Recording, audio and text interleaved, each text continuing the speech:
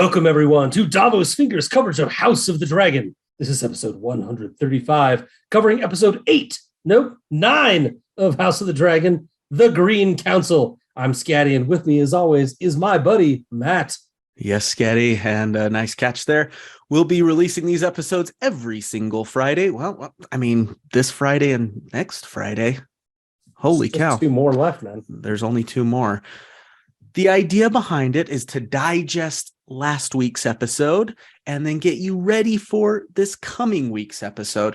So we break it down scene by scene, spoiler free for those who haven't read Fire and Blood, the book upon which the show is based. If you have read the book or just don't care too much about spoilers, join us after for a special segment we call Dragons After Dark, where we talk all sorts of book spoilers. We predict what might happen in the next episode. And to be honest, we kind of keep score of what we got right from last episode that did happen in this episode. So, we're only human. And we got some things right. We did. In the last episode, which we'll probably talk a little bit about, but we did pretty good. I'm, little, if I could reach my back, I'd give myself a pat on the back. Just stretch. I got stretching. We got my Lord of the Tide shirt from Sanrixian here today. Oh, boy. Sanrixian got absolutely brutalized by somebody that didn't quote her in a big account with her Melis drawing. But we appreciate Sanrixian and all fandom artists on this show. And I would deign to say that the account that did it got brutalized by all of us. It's true. K2. They showed up en masse. K2 Cav made it like a personal vendetta to go respond to like every single person that responded. And that's why this fandom is beautiful. And that's Mama K. Yeah. That's why K2 herself is beautiful as well. Thanks, K2. Thank you, Sanrixian, for all of your hard work always. And for this shirt, which I bought about a year ago, which I love and which helps represent Rhaenys tonight. We'll talk more about her. Anyway, if you're interested in our coverage of these events that occur in Fire and Blood, we did cover them when we covered Fire and Blood back in episodes 82 and 83. 82 and 83. It doesn't line up perfectly, of course. We're covering a lot more ground in those 2 episodes than is covered here, but the events of this episode are covered generally within those 2 episodes. So go check those out if you want to, if you're not worried about spoilers and want to hear more about these experiences within the book universe. Absolutely. You can check out these weekly podcasts and those ones too, wherever you find your podcasts. But you can also check these ones out in addition on our YouTube channel if you're not viewing from there already. And if you want to chat, we'd love to hear from you. You know where to find us. Our email address is wearedavosfingers@gmail.com. We're on Facebook. Our Twitter handle is @davosfingers. And you can leave a comment on YouTube. What else can you do? Check out our Patreon, which we're not doing much with right now. But yeah. Find us, talk to us. We love it. For you patrons out there, we are going to come back. We're just too tired. There's 2 weekly episodes. These old dudes are not used to this. So haven't been able to have much time for more additional content, but we'll come back to that after the season ends. Yep. All right. So shall we jump in? Yeah, let's jump into the episode. Scott, I just want to point out, because I think you don't care for it that much either, but the opening crawl, the opening credits and everything, it's fun. That thing. I sometimes make like a half-hearted attempt at like deciphering the little character tiles that the blood is running through and everything. And skip. But I have noticed that our friend Chloe, or @LizenArbour on Twitter, does a wonderful job of decoding all of those I don't know if she does it every week, but I do know she did it for this last episode. So if you're interested in finding more about what each of those little sigils mean and everything, I'm sure there's other accounts out there that do this, but I would recommend checking her out and seeing what she has to say. So I just wanted to throw that in there to begin with. Totally. Because we record so late, you'll have to go back like 6 days or something to find it. But she does do a great job breaking those changes down when they happen. They don't happen every week. They change it every few weeks when new heirs have been introduced and new bloodlines explored. So it's not every week, but when it happens, yeah, Chloe does a great job at Liza Arbor. Wonderful person, wonderful breakdown. We love you, Chloe. Okay, so we open on a very quiet red keep. And a little boy, poor kid, had to get up so early. And he goes in. Who knows what he's doing in there for the king? I don't know. Changing a chamber pot. I don't know. But he did. He did, and he's equipped apparently not only to change a chamber pot, but to detect breathing and blood flow and maybe that's what he was. Vitality signs. Yeah, he's just a nurse. That kid was actually a nurse. I mean, he's not a toddler, but this kid is young, like 8, maybe. I was putting him at maybe around 10, but yeah. Yeah. Mm-hmm. Yeah. Mm-hmm. I mean, he's young. He's young. I like this scene because it shows it's a stark reminder of just how dark this world gets late at night if there are no candles around and nobody awake and tending to them. It is dark, man. There's no light anywhere, and this kid is just walking around, knows where he's going, doing his thing. Doing his thing. Yeah, I imagine, like you said, emptying a chamber pot, something like that. But detects the king is no longer with us and reports it directly to Alicent's handmaiden, Talia, I think her name is. Talia, yep. And I wonder if he was always instructed to, like, find one of these people, whichever one you find first, and tell them before you tell anybody. Yeah, it seems that way.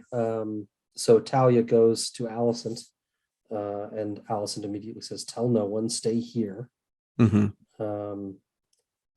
Talia's going to prison anyways. We'll see, but regardless of what she does, apparently. But yeah, Alicent seems like she's got this thing. Either she had given this some forethought, or she's pretty quick on her feet to realize that she needs to keep this information a secret. Yeah, I do like that they do show her in a moment of, I don't want to say weakness, but just a breakdown. And she has that moment. She's crying in bed. It feels sincere. It feels like sincere mourning. It also felt a little bit like just being like overwhelmed at like, oh, this moment is finally here. What do I do? And it also felt like, oh crap, he just told me this awesome secret last night. I was planning on getting further clarification from him today, maybe getting it in writing or something. And now I won't ever. And now I have to tell this to everybody and no one's going to believe me. It kind of felt like all of that at once. She let it out though in bed, and then she pulled it together and moved forward. Yeah, it reminds me, one of my favorite lines in any play anywhere, I've probably said on this cast before, from the play Sabrina Fair, which I was in when I was young and more attractive and played a heartthrob-ish character. And the line is from an older gentleman who likes to attend funerals, and someone in their social circle has died, and his wife says, "Oh, the poor dears, it was so unexpected." And the husband says, "How can death be unexpected?" Because it is something we should all expect and know that is coming and be ready for, because it is something that comes for us all. And we've all seen Viserys over these last few episodes, and he's not good. It is clear he's not going to last long, and so she should be ready for this. But still, and why I love the line, you're still never ready. Yeah. No matter how ready you are never ready. And yeah, in this case, very specifically, like you said, Matt, she had something very, very important that she wanted to ask some follow-up questions about. And you don't always get the time.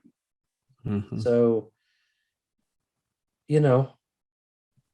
everybody out there, go make the time, because you don't always have it to ask the follow-up questions. right? Hopefully they're not about succession and murder of your family and things like that, but go ask the questions that you have, because that time, it doesn't exist like you think it does. Yep. You move day to day, and it's like, oh, tomorrow, oh, tomorrow, oh, tomorrow. And And Donnie you Wu, run out of tomorrows. Donnie Wu, who we saw, Donovan Woods, who we saw in a concert, you and I together, has a song very much about that, about next year, I think is what it's called. Yeah. And he We'll do talks it about, next we'll do year. it next year. And there's always next year, and there isn't always next year. If any of you want your heart to just break, like seriously break into a million Go pieces, listen to Donnie Wu. look up this song called by Donovan Woods called Next Year. Your heart will break into 1,000 pieces, and it will take time to put them back together. Honestly, most of worth his it. songs will Worth break it. your heart into 1,000 pieces, Yep. in my opinion. Yep. What an artist, man. I'm so glad I found him. That concert he dragged me to. It was So good. It was so good. All right. Then we have, like you said, Alicent composes herself. First person she goes to, obviously, is her dad. And you see a moment of Otto facing away from Alicent, staring into the fire. They're talking about, what the next steps are, what they need to do. And I wondered, Scad, is Otto at all sad about this, do you think? Is he sad about losing Viserys? I don't think so. I think he actually legitimately liked Viserys. Uh-huh. It was always a I'm biding my time situation with him, but I actually think he thought Viserys was a reasonable man. Yeah. A Does little he bit miss hesitant him and as a friend? indecisive. Mhm. Yeah, but I think he liked him. Yeah. But it was always like he's in the way and I'm just waiting. But Right. still, I think he did like him. Yeah. But I don't think there's any real despondency here. Sure. Yeah, absolutely. It's almost more like he's just steeling himself for, okay, like Alicent did. This next few hours, few days are going to be intense. Get ready. Here we go. Yeah. So Alicent tells Otto that Talia and the servants know. Otto's very worried about who knows so far. Mm-hmm.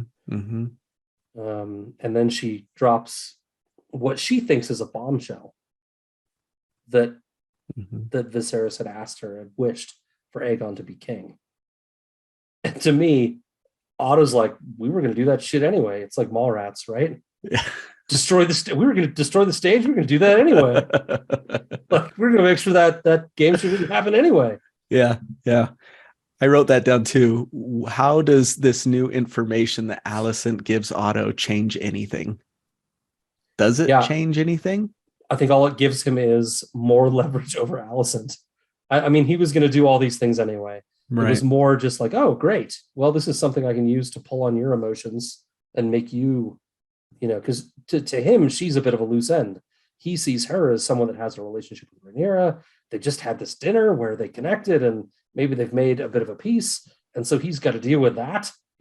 Probably before Viserys died, Otto went to bed being like, God damn that dinner. Now I got to untangle that and make them hate each other again. That did not go how I wanted it to go. How am I going to do this? Right. Mm-hmm. And then this happens and he's like, sweet. Yep. Now Alicent's back on my side. Yep. So I think he just looks at it as something he can use. I feel like, because he brings it up a lot. He brings it up at the council. He brings it up later at the coronation, probably other times as well when he's talking to people. But I figured he'd just lie about it anyways and just tell people that's what Viserys wanted anyways. So yeah, but he couldn't have lied to Alicent about that. Nope. And so now he doesn't have to. Yep. Now it like that lie he planned to tell became real. It's like, oh wow, this is great. Yep. And we find out that they've been plotting this for quite a while. And by they, I don't mean Alicent. We do in the next scene. And I want to get there, but I do want to ask one question about Talia. So Talia is, before she's nabbed, is lighting candles in the Red Keep. And you get a beautiful shot as the camera pans away of this one little room lighting up with candles. And I assumed the first time I watched it, that was just to light the council meeting that was about to happen. But I also wondered if perhaps that was her sign to Mysaria that the king had died. Is it? Am I just slower than everyone else? And everyone else is like, yeah, that's what that was, you dummy. I don't know what other people thought. That was my conclusion as well, and interpretation is she was very specific about setting it up in front of the window. She like moved a table or something specifically over to the window, set the candlestick on it. And I think that was a predetermined, if you see a candle, this configuration or in this window, I don't know what they predetermined to do, but it was code for things are moving and shaking. Glad I didn't miss it then. Yeah. We do then. Okay. Or we just missed it together or are missing it or whatever. But we'll go down together. Just like Billy Joel. Just like Billy Joel. Yeah. Saigon. Good night, Saigon. Good night. For those of you older than 20 years old or younger than 20 years old, go check out Good Night, Saigon by Billy Joel. That's another kind of heartbreaker of a song. Oh, man, it's rough. Yep. It's a good one. It's one of my favorites of his. The Green Council, Matt. Yeah. We get the Green Council. Right. A famous scene in Fire and Blood, the book. Yeah, I would think this is within people's top 5 to 10 scenes from Fire and Blood that they're excited about seeing in House of the Dragon. And here it is. It's really good. It's really long in Fire and Blood. It's very detailed. We get a pretty good version here, but it could have been longer for me. We'll go into some of that, but the first thing we note, as you said, it's announced that the king is dead and no one is alarmed. No one is surprised. They're just thoughtful. Yeah. Alicent feels, you can just see she's stooping in her chair. She feels very frazzled, overwhelmed. Everyone else is just kind of like, all right. Yep. One of the first things that Otto makes sure to do is tell everyone about about Viserys's gift. That he's given this new information that you guys didn't have. We've been talking about this for weeks, but you didn't have this information. He wanted Aegon to be heir, according to Alicent, right? So that's new information to the council. He gives that to them very quickly, so they can kind of reset their narrative right around that. But yeah, it's interesting to see how quickly they adjust and how ready they are. Lannister specifically is just ready to go. Can we now proceed with the blessing for our long laid plans? Our long laid plans. Yep. It's almost like that was Otto's hint to them of like, Alicent's like, we're in, we can talk. Let's do this. Like, yep. And so they're, well, let's go. And Otto replies, there's much to be done as we've previously discussed. And you just see Alicent's face drop. Like, all apart. Yeah. The effing patriarchy, man. Oh my God, you patriarchy. Men. Oh my God, you men. And then later, Ironrod is like, well, we left you out of it. There was no need to sully you with these backdoor schemes. It's like, double, you fucking men. Yeah. Like, come on. The effing patriarchy. That's in Fire and Blood, by the way, too. To some degree, they have it's later on, but they make a blood oath during the Green Council to bind themselves together around what they're about to do. And they excuse Alicent because of her womanhood. They don't make her shed her blood in the blood oath that they do. And a similar theme here of Ironrod saying, we didn't want to bother you with these grisly details. Right. Of course. Yeah, in the book also, it's much more Queen Alicent leading that charge of, King insisted Queen Alicent. I think they call him Prince or something. And she says, no, King, the Iron Throne by rights must pass to His Grace's eldest trueborn son. And it's very much her kind of leading this charge. This makes that change of her feeling very overwhelmed, She's vacillating, of course, thinking about Rhaenyra, and it's Otto who's really kind of taken Alicent's place. I feel like book Alicent's place in this scene, pushing for everything along with the rest of the small council. Yeah, no, you're right. In Fire and Blood, it feels very much like a partnership between she and Otto, something she and Otto have figured out ahead of time that they've worked on for weeks to kind of present this message to everyone, and everyone else goes along for the ride. Not everyone else has the message, and Alicent has to come along for the ride. I think it's a theme. They've done this kind of throughout the series. They've tried to make Alicent, I think, a more sympathetic character than most interpretations of Fire and Blood would allow for.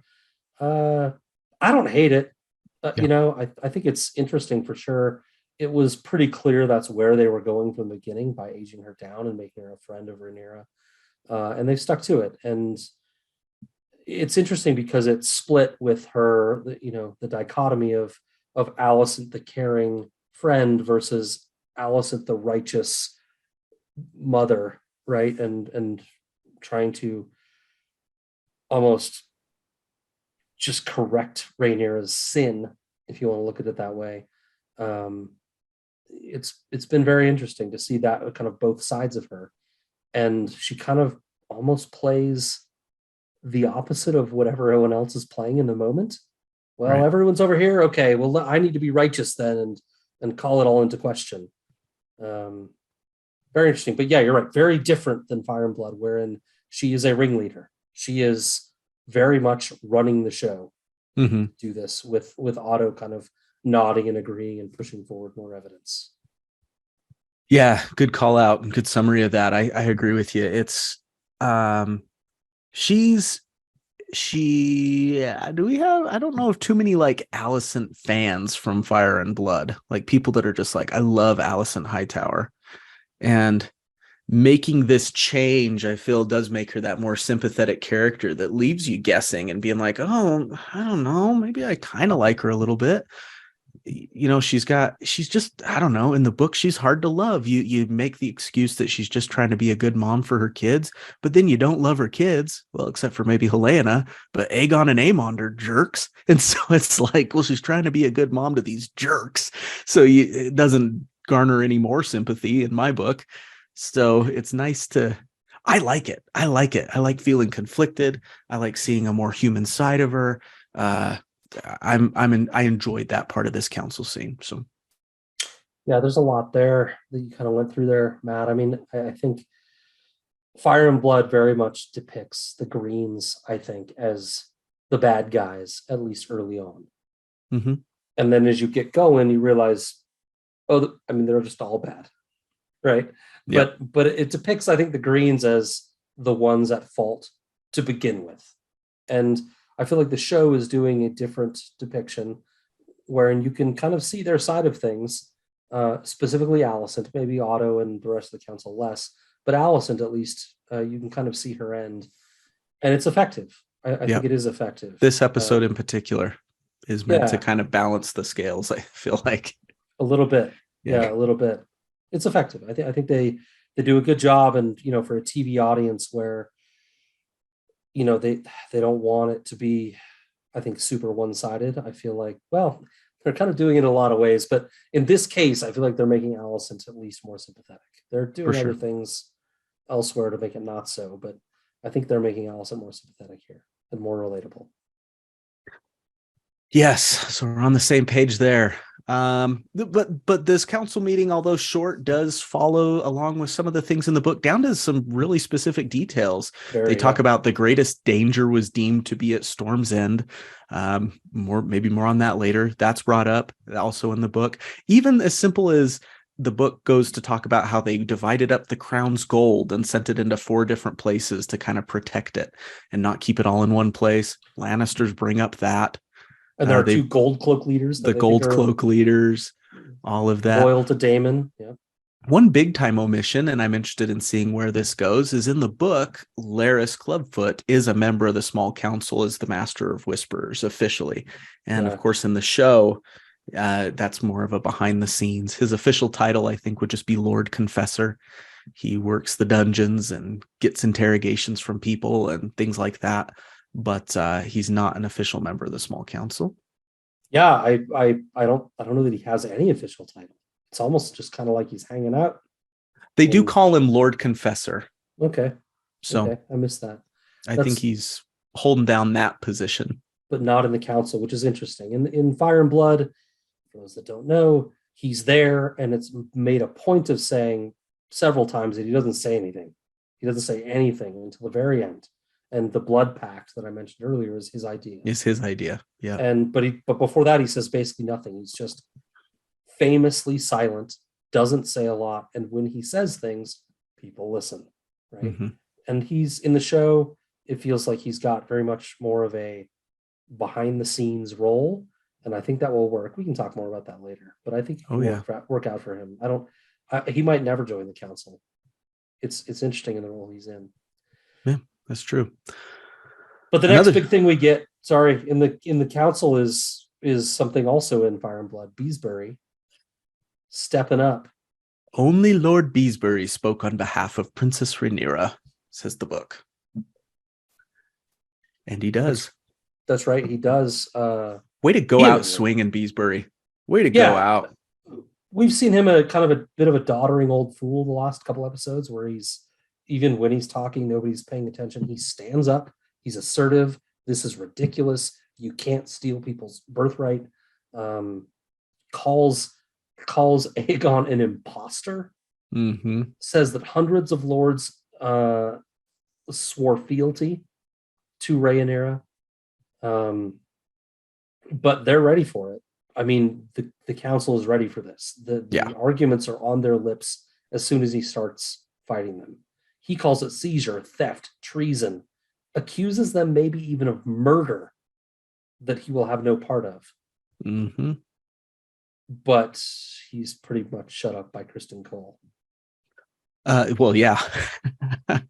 As a book reader, it shows Beesbury in the shot, and it's kind of out of focus. You see Kristen Cole come up behind him, right? And you just see him standing there. And as a book reader, you're like, oh, here we go. See which choice they made. Here we go. Yeah.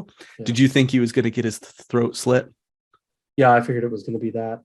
I did too. In Fire and Blood, for those that don't know what we're talking about, in one version of events, he is put down in his chair and his throat slit. In another version of events, he is thrown out the window onto the spikes below. In another version of events, he is sent down to the black cells. And because of the way Fire and Blood is written, which I love, we're not certain which thing happened, right? There are different accounts of what happened. In this case, they went with a brutal scene, finally using these balls for something useful. Do you think, I watched it a few times, do you think he really meant to murder him, or was this just his anger and strength getting the better of him? Yeah, I think he's got a short fuse, and this was that happening. I don't think he meant to murder him. I didn't love it. It was kind of confusing. I was like, oh, he smashed his head on the ball. I don't know. It wasn't enough to ruin the episode for me or anything, but I think I would have liked the throat slit. Throat slit. Well, it would have been more directly, I intend to do this. Yeah, and then Harold Westerling probably would have had to act more. I could see where this could be, Yeah, speaking of which, so Sir Westerling says, throw down your sword and remove your cloak, Sir Kristen. Mm-hmm. And he has his sword drawn at him. And Kristen, instead of doing that, draws his own sword and threatens back. And says, I can't have the queen. Basically, Beesbury had accused the whole room of murder. And so Kristen's argument is, I can't have the queen being accused of murder. I'll defend her honor. She, of course, says, put your sword away. I haven't been accused of anything. Please, let's not kill more people. You just did that. And I don't know. I was really disappointed in Westerling. Maybe he's just afraid of Cole, but it comes to nothing. So he demands he throws down the sword and removes his cloak. He draws his sword on you, which makes it worse, or should have made it worse. And then he puts it away, and you're like, okay, that's enough. Fine. As long as we don't come to blows, it's okay. Yeah, I'll see where this heads out. Yeah. And Kristen just continues to get away with shit. And I don't understand. But I hear you. Harold Westerling is a peacetime Kingsguard Lord Commander. good point. Yeah. And I wonder if some of those Viserys attitudes have rubbed off on him. Yeah. It was funny that Kristen kills Lyman Beesbury. No one says a word to him. Harold says, "Has it come to this?" And Otto immediately goes, "Lord Commander, that is enough." Yeah. All he did was, "Has it come to this?" They didn't say a word to Kristen Cole for smashing the guy's head against the rock, but "Has it come to this? That's enough. Shut up." Yeah. It's funny. Yeah.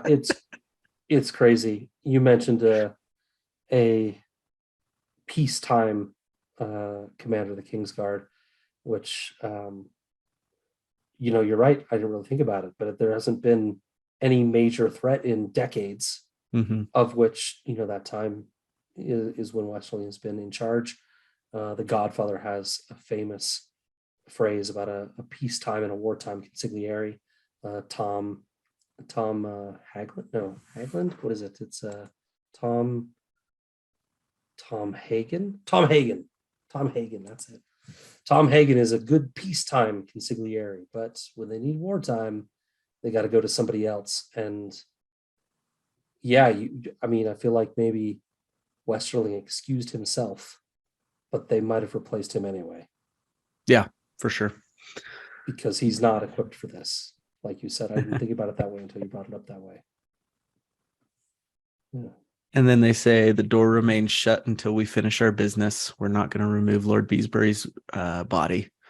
Yeah. But they just let Harold Westerling go, which was a puzzling decision to me. And he goes. I mean, we just witnessed a murder. Mm-hmm. He just murdered this person. Yeah. And it's like, the doors to remain shut. Don't let anyone out. We can't let anyone know what's going on. Except Westerling can go. Okay. If he's going to go, he's going to go. This is fine.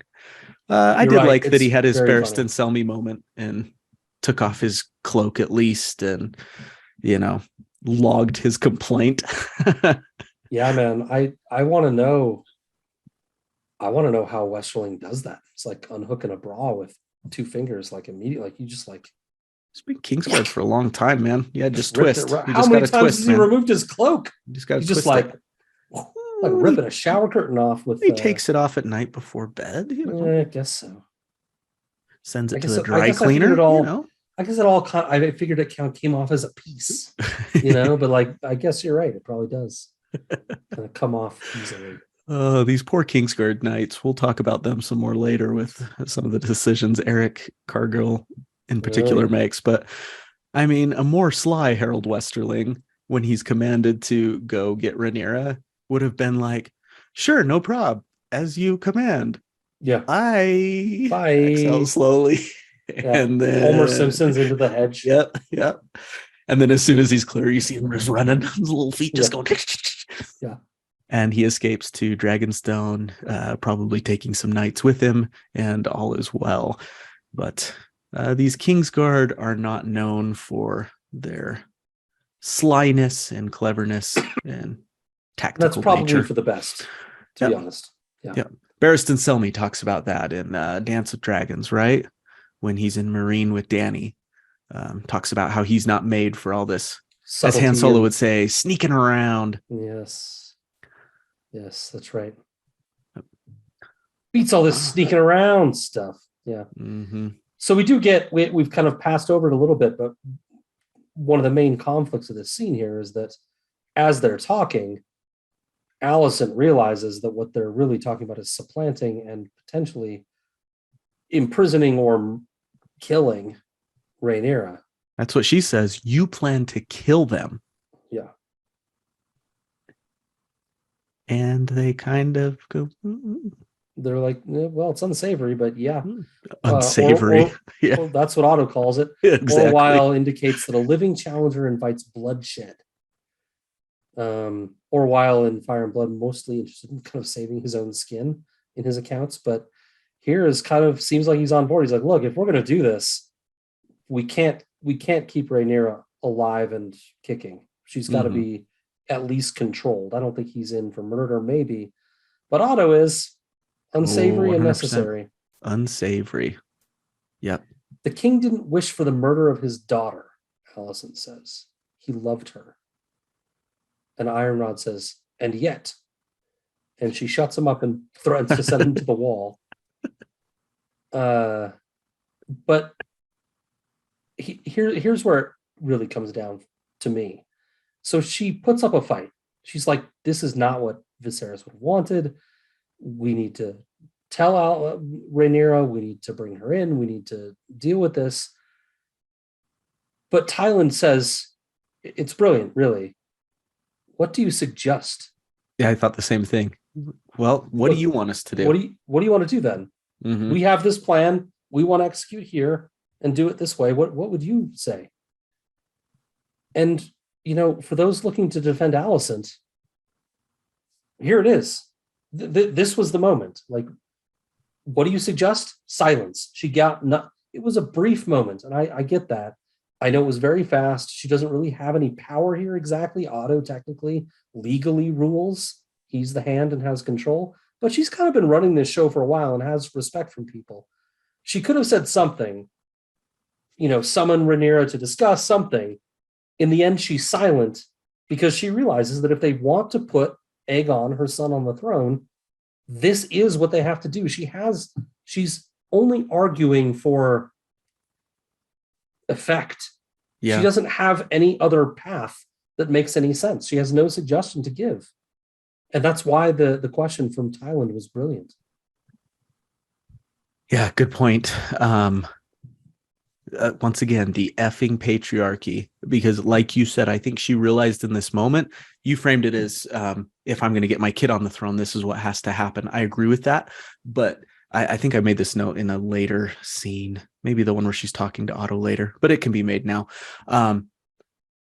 It doesn't matter what Alicent does at this point. As she sees, these men have planned it out and they're going to do what they're going to do. And she has no more power in this. Yeah, it's a good point. So when Tyland says, what do you suggest? If she has said instead, stop, we're summoning Rhaenyra, we're doing nothing until she gets here and we talk to her first. You think they'd have just ridden over her? Yep. Yeah. 100%. And maybe, and probably, let's just say yes, that's true. However, she still didn't suggest it. Yep. There was still an opportunity. There was an opportunity for her to say something, to do something, and she chose instead, agreed. Nah, you guys are right. Yep. I'll say nothing and let's go do this. Yep. She didn't give approval, but silence gives consent. That's tacit at that point. Yep. As another play I was in once says, silence gives consent. A Man for All Seasons, everyone. If you haven't seen the movie, Oscar winner in A Man for All Seasons, also a great play. If it's ever playing anywhere near you, go see it. Wonderful show with great philosophy inside. First show I was in after college. Dang. Great experience. So with her silence, this is kind of before the Westerling leaves bit that we kind of already covered. Otto says, take your knights to Dragonstone, be quick and be clean. So we glossed over it a little bit. Otto had said he was going to offer them an option to bend the knee. Nope. But this command sounds, be quick and be clean, sounds like that's kill him. Kill him. Yeah. Yep. It's a death sentence. So yep. It feels like he was only offering we'll offer bend the knee just to satisfy Alicent's whims. And then he sees she's not going to put up more of a fight. So he's like, let's do it. Yep. Let's not let's not dilly dally and check and mate BS. Yeah. Let's just go. Yep. Let's do it. Yep. Do you have anything else on the Green Council, Matt? We get Viserys got a title. I just wanted to point that out. Not in the book, but in the show, he's Viserys the Peaceful. Yeah. Little too peaceful, as now it's all coming back. Yeah, it's an interesting choice. I wonder why the show decided to do that. It's interesting. Yep. They didn't need to give him a title. They just chose to. He was peaceful, but it's almost like a backslapped compliment, backhanded compliment. Anyway. Yep. The peace that you bought with your silence has Will now come to bear led now. to, this. Mhm. Yeah. So where's Aegon? So they, Ooh. we lost a king. We need a king. So they go looking for Aegon to tell him what's going on. And they come in on Helena and her 2 kids in the morning. And she's in the middle of spouting some wisdom. It's I don't remember the beginning exactly, but it's natural to crave what is given to another. Yep. If one possesses a thing, the other will take it away. As she's needle pointing a little spider. And she's needle pointing a little spider. Interesting choice. Not probably a common choice to needle point. No, but we do know she has a fascination with critters, right? She does indeed. Yeah. Yeah, and frankly, I mean, it's a little silly, maybe throwaway line, but it's also kind of, well, I mean, it's the whole dance, really. It's another prophecy in my mind. The whole dance. It's what everyone is dealing with. You have something, I crave it. Yep. That's the whole day. It's the whole dance. It's humanity in general. Mm-hmm. It's why people make businesses. It's why we collect money. It's profound.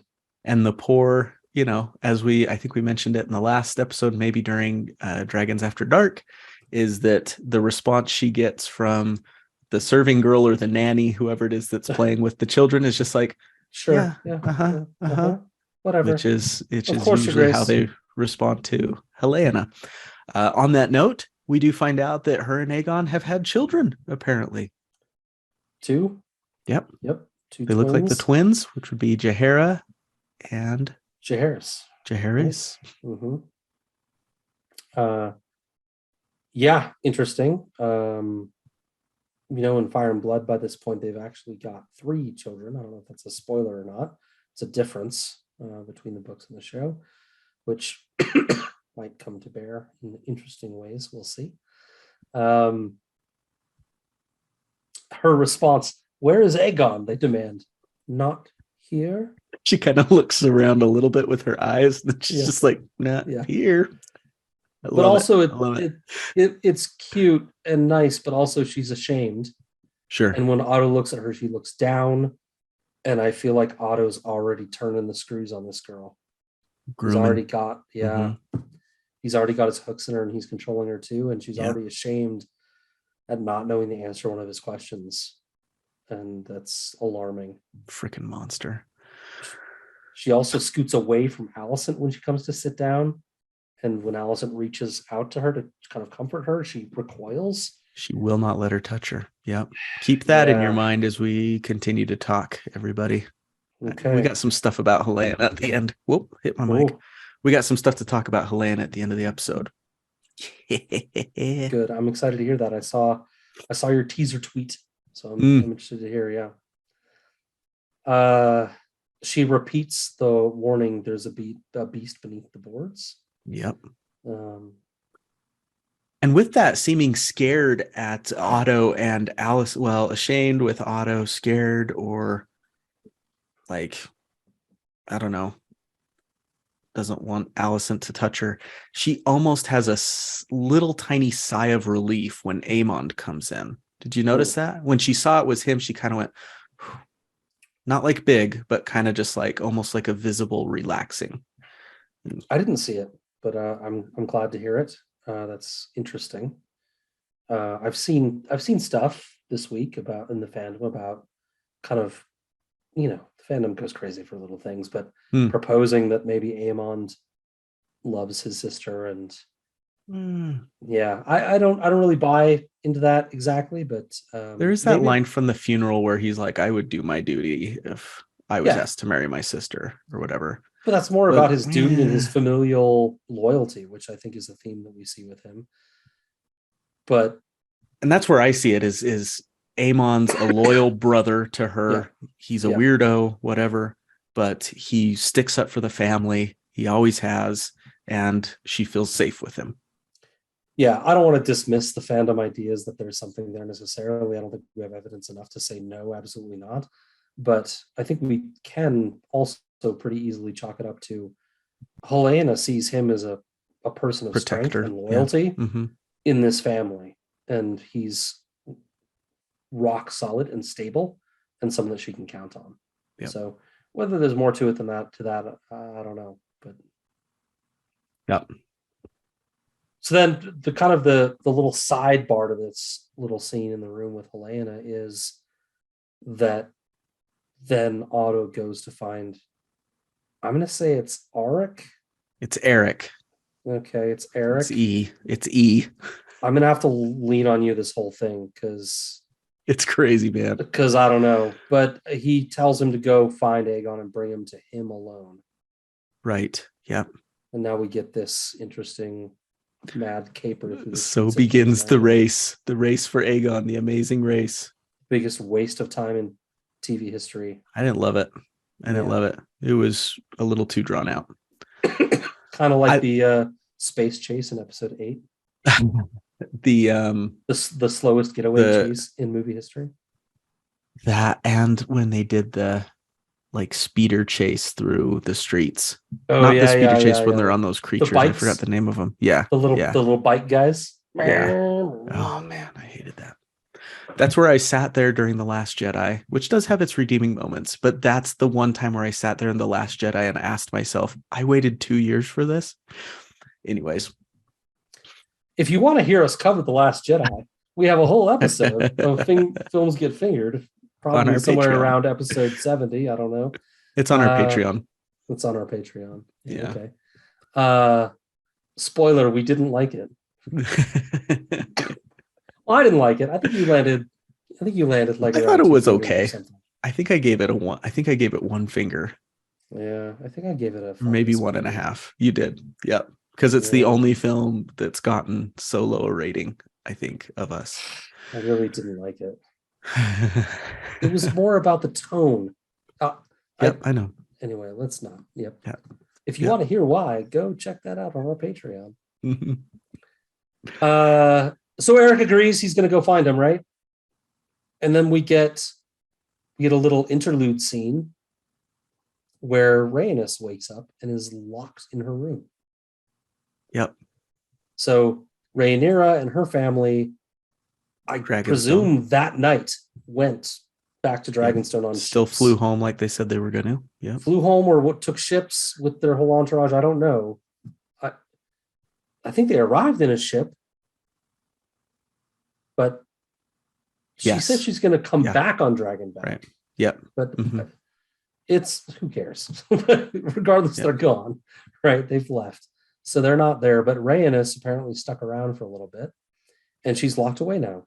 And she opens the window and sees pages and servants and other people being rushed about. And it looks like they're being rounded up and some of them at least, put in jail. Yeah, the book says those servants who knew of the king's passing were sent to the dungeons. And you see Talia go there. You see the little boy, the little nurse. That's right. They're all put in there. And Larys is watching all of this happen. At first, I thought like you did. Larys is just around observing. But as the Lord Confessor, it would actually be, his thing to put these people in jail, or at least oversee the incarceration. Yep. That's a very quick scene, very short. So then we get, where's Aegon 2?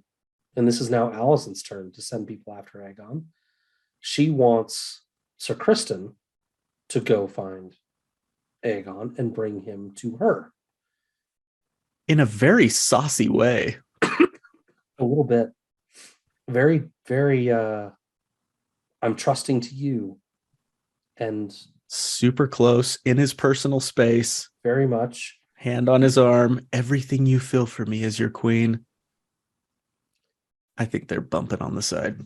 Man, I don't know. I don't think that, but I think that she very much uses her. It's not even her sexual wiles or advances. It's more of like her righteousness I think that she uses to compel him. Like he's besmirched his white cloak, right? And he sees her as this pristine person of righteousness and honor. And by, you know, trying to ascend to that and be good for her, he can atone a little reclaim that, atone something. Yeah. But also maybe in the dark they're doing it on the side. I don't know. I don't feel strongly about it either way necessarily. Sure. But I sure. feel like she's rewarding him somehow, whether it's feelings of righteousness or somebody joked on Twitter a little side boob every now and then. She's given him something. She knows what she's doing here, I felt like. So, yeah. Yeah. The very fate of the 7 kingdoms depends on her finding Aegon. How? I don't get it. This whole thing doesn't make a whole lot of sense to me. I mean, she thinks, or she's trying to convince herself at least, that she can talk it through. That if she and Rhaenyra can just get in a room, they made some progress the previous night. If they can just get in a room together, they can talk it out and maybe avoid war. At least that's what she's telling herself. So do you think what she means here is, if you bring Aegon to me, I can convince him not to send armies and instead send a raven, and we can talk through this? Yeah, to hold off at least on killing Rhaenyra. Yep. To get Rhaenyra here, and I'm confident that she and I can talk this out and come to some sort of agreement that doesn't involve war. So at least that's what she's trying to convince herself of. So the shoe on the other foot, then, you think that Otto is intending to find Aegon first, have him in his clutches and say, you need to sign this letter ordering their deaths. Absolutely. Yep. That's what you think that's what the stakes are to you here. That's what I see the stakes are. Yeah. Okay. I think I agree. I saw chatter on Twitter about, what this really means and why and some various things, but it all came down to me to who can talk to him first and get him to change his mind. This kid. Yeah, right. Yeah. Even though he's not even king yet. It's interesting. More on him later. So it's the tragedy of all that. A side note, just real quick, Aemon joins him. So Kristen's going to go. Aemon's like, hey, I know where he might be. Let me go too. And if this line of thought is correct, the irony is he hates Rhaenyra and he's currently on an errand that would save her life. Just want to point that out. Yeah, Aemond is my whole read on Aemond is that he's looking for approval. Right. Oh, I meant Kristen Cole. Did I say Aemond? You did. Kristen Cole hates Rhaenyra. Oh. And now he's on an errand to save her life. So does Aemond, though. Sure. I mean, he hates that whole family. Right. Yeah, less of a history, but he hates that whole family. He's all in on Targaryen. And so, maybe he just thinks it's all going to come out in the wash. And he's just looking for approval from Alicent, which is my main read on Aemond, is that he wants his mom's approval. Yeah. He's always been second fiddle, and he's tried so hard to, in all the ways, and never seems to get it. And so he's just family loyal. Yep. I guess if we have to admire one thing about him, but yeah, there are things to admire. Like most people, like most bad people, there are usually things. His hair, he's got some of the best Targaryen hair of all of them. It's a really well-made eye patch. Yeah. The amount of straightening he's got to do every morning for that hair is just astounding. You ever had long enough hair to straighten, Matt? No, but I've watched Padme do it, and she doesn't have as long a hair as Aemond. Yeah, it's a chore. I've had long hair, as you know. Yeah, I had Eowyn straighten my hair once. Not something I'd ever do again. I gotta say, not your favorite thing. I mean, just the results were not impressive enough for the time spent. Which I think, if I were a woman, I'd be really out of luck because I wouldn't spend any time on any of that stuff. Makeup? Nope.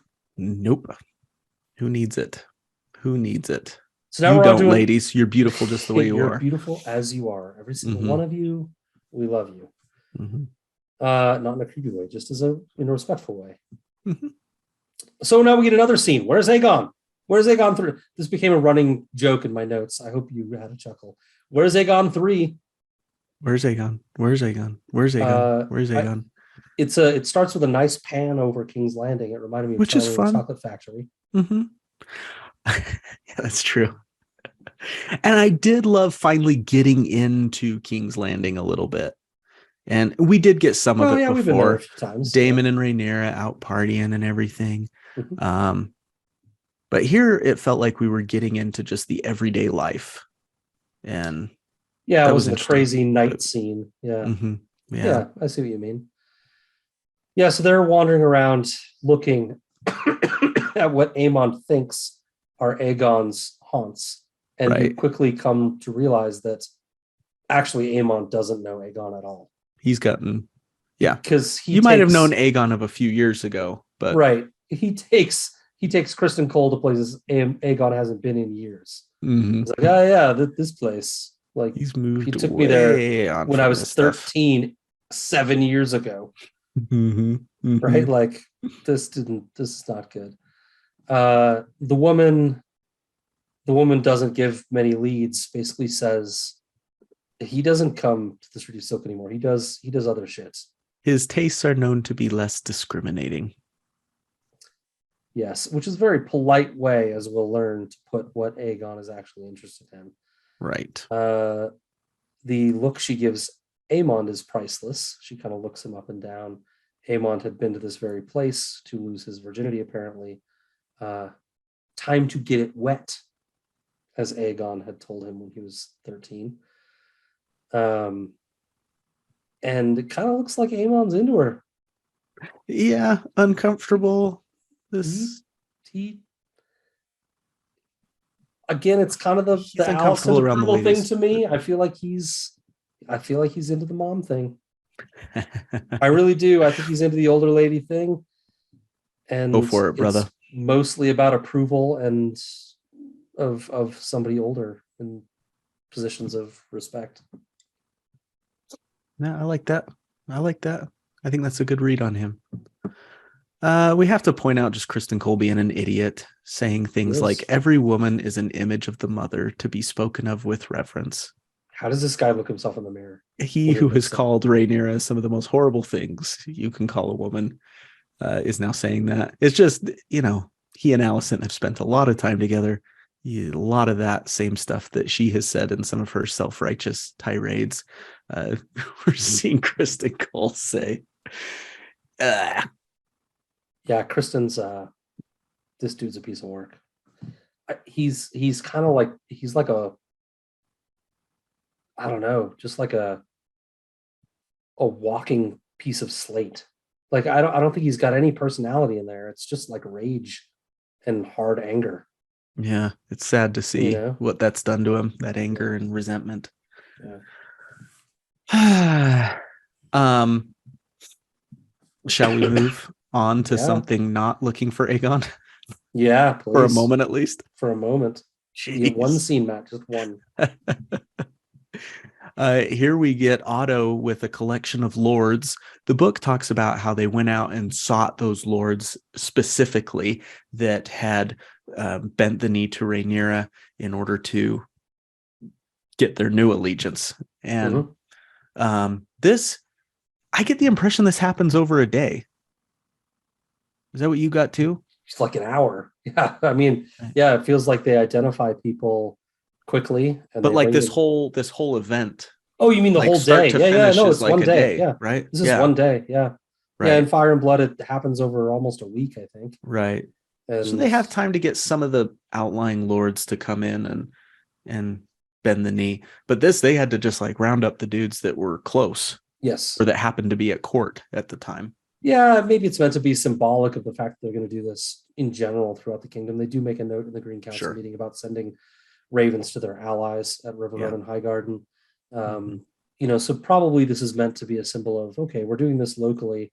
They're probably also sending ravens out to people to say, hey, it's time to come bend the knee. You've got to come here. Yeah. Likely that happened. They just didn't show it. Right. So yeah, he makes them Otto and the Oathbreakers is what I named this scene. Dibs on the band name.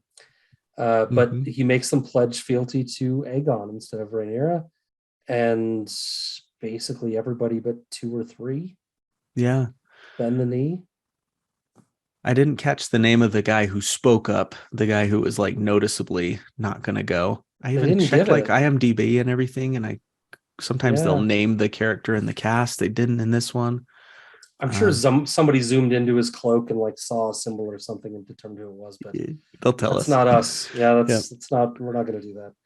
I don't know who that guy is. And House Fell, also the woman that spoke up. House Fell, and then And that's Lord book accurate.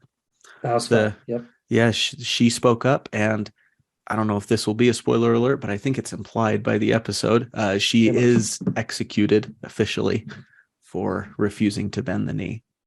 And in the book. Caswell, seeing her and the no-name Lord taken away, kneels himself. Yeah. In a show, at least, of swearing fealty. Yeah. But More on Laris that is later. watching. Always watching. Wazowski. Yes. Okay, I guess we better go back to Aegon now. He's the most important missing person in history. Let's do it. Apparently. I feel like up until this point, we haven't gotten to see the evil that can exist in Flea Bottom and King's Landing and everything amongst the small folk. We see a lot of times the small folk portrayed as the victims. We got to see them partying. We got to see them attacked by the gold cloaks, but clear back in episode 1, right? Yeah. Here we get to see that this is not a good place to be. That there is some significant evil going on. Yeah.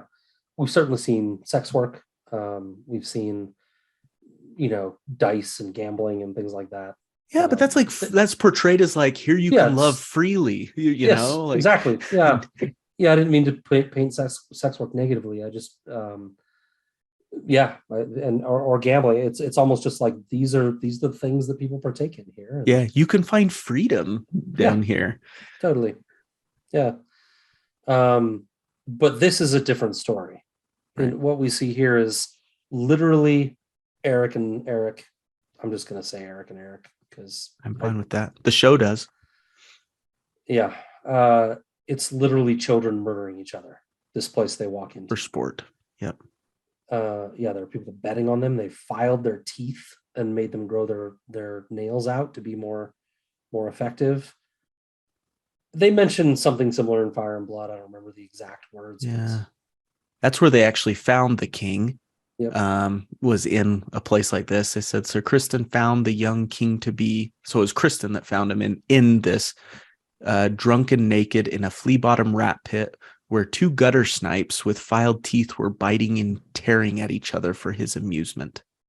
Yeah, goes on to say more things that, I didn't either until like, I was like, oh, maybe gutter snipe, gutter rat. I don't know. That is that just what they call kids? Maybe. Anyway, in this adaptation, it's kids.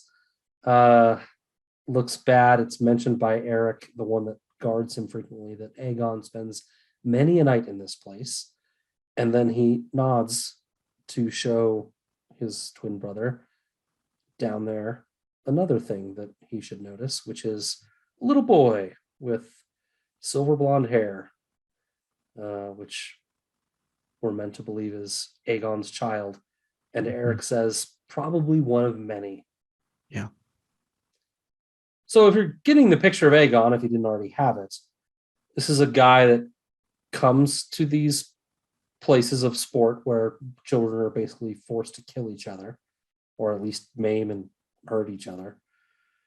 And also that he's got probably many bastards roaming around the streets. Yep.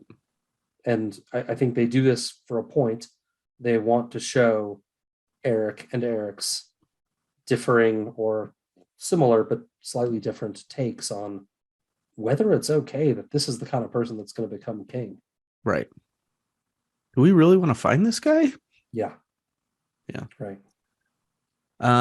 Pat, our buddy Pat Spinagle on Twitter taught me the best way to differentiate the two, at least in text. Okay.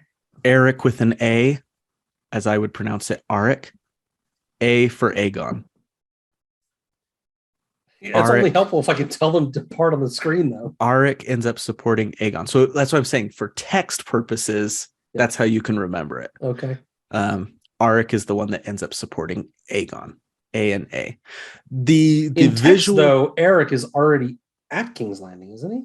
Yeah, Eric is actually his like the Kingsguard that was meant to protect him at first. So that's where it can get confusing. Eric is the one that was with an E, was the one who was like there to protect Aegon and watch over him. But then he's like, I don't like this guy very much. He takes advantage of me and orders me to look the other way when he leaves and all of that. And Arik then is the one that ends up. I guess we're getting into spoiler territory here. I need to stop. I don't know. I think it's reasonably okay to just be clear about which one is which. You think then that Eric with an E is the one that's been guarding him all these years, his sworn shield or whatever. That's the one who Otto goes to. Right. That's the one that Otto goes to. And you think that's the same one that then doesn't partake in the fight. Correct. A little bit later. And ends up sneaking Rhaenys out. We'll get to all that. There's tiny little visuals that I found. The mustache. Arik has a bent up mustache it's with so an slight, A, though. And he has a little bit less beard. Eric has a little bit fuller beard, and his mustache kind of droops. But it's hard. Yeah, when they're like in scenes where they're running around chasing Aegon or fighting, it's almost impossible to tell the two apart. Okay, so Eric with an E is the one that has been his sworn shield, the one that's fed up with all of his behavior and ends up leaving with Rhaenys. That's what you think. I'll just go with you. Yes. Okay. And in the book, in Fire and Blood, none of this happens. And Eric with an E is just on Dragonstone already with Rhaenys. Since she is the queen to be, she has, her Secret Service protection that's just assigned to her all the time, which is in the form of 2 Kingsguard members, right? These are the rules on Dragonstone. Yep. Okay. Got it. Understood. So anyway, they're fighting about all of this and trying to find. They're starting to argue. Yeah. Squabble. Mm-hmm. So then we get a little middle scene of Aemond and Kristen on searching for Aegon again and his ability to rule. Aemond specifically is weighing in that his brother's not worthy. Nope. Kind of like what Eric was just saying. He's a wastrel, he calls him, never taken a half an interest. And he even appeals to, smartly, I think, appeals to Kristen Cole's self-righteousness. You're a good dude. He says something like, you're a man of, not a man of depravity or something. You're a good dude. You know this guy sucks. Yeah. And he sets himself apart from it. I'm the one that studies history. I ride the biggest dragon. I study philosophy and train with the sword. I'm the one that takes all this seriously. And he almost says, I'm the one that should be king, right? He almost says it, but he has, I guess, enough grace to catch himself and stop. Yeah. Pretty close. You're not even next in line, though, buddy. So. He would be. Well. Aegon's got a kid, man. Aegon's got a kid now. Until you become king, though, and this goes back to the Rhaenys, Aemon, Viserys thing, right? Until you become king, your heirs aren't heirs, right? But there is a line of succession. And if you're following the primogenitor, right? Which, of course, Viserys is called into question. Yeah, but if oldest son of oldest son. Okay, so hang on, everybody. Okay, this really happened, right? When Jaehaerys was in the year 90, right? Jaehaerys had 2 heirs. He had Aemon and he had Baelon, right? Mm-hmm. 2 main heirs, anyway, right? And Aemon was the firstborn son; he was the heir, right? And then he died while Jaehaerys was still alive, right? And they didn't do anything, but Baelon became the heir, and that made sense. Everyone's like, Baelon's the heir. Aemon never became king, so Rhaenys, his daughter, never became the heir because Aemon didn't live to be king, right? And so Baelon, the second-born son of Jaehaerys, became the heir, right? Baelon also didn't live to be king, right? And so that's why you had the whole succession problem of 101. right? Where they had a debate. Is it Rhaenys or is it Viserys, right? But in this case, what we have is an Aegon, who is the firstborn son, right? And an Aemon, who is the secondborn son, very similar to Aemon and Balon from before. Mm-hmm. If Aegon doesn't live to become king, Aemon is the heir, not Aegon's son.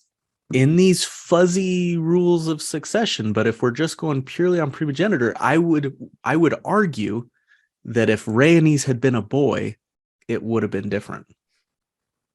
It might have been. What if Aegon had died the week before Viserys died? Are his kids the heir, or is Aemon the heir? Well, according to Viserys, it's always Rhaenyra, but yeah. Well, yes, but you know what I mean, right? Like comparing it to Jaehaerys and Aemon and Balon, if Aegon had not outlived Viserys, does Aemon become the heir? Assuming Rhaenyra doesn't exist in this fantasy calculation we're doing, does Aemon become the heir, or does Aegon's kid become the heir? And I think it's Aemon. And I think that if you're following the law of primogeniture by the book, it would actually be Aegon's son, if Aegon was the named heir.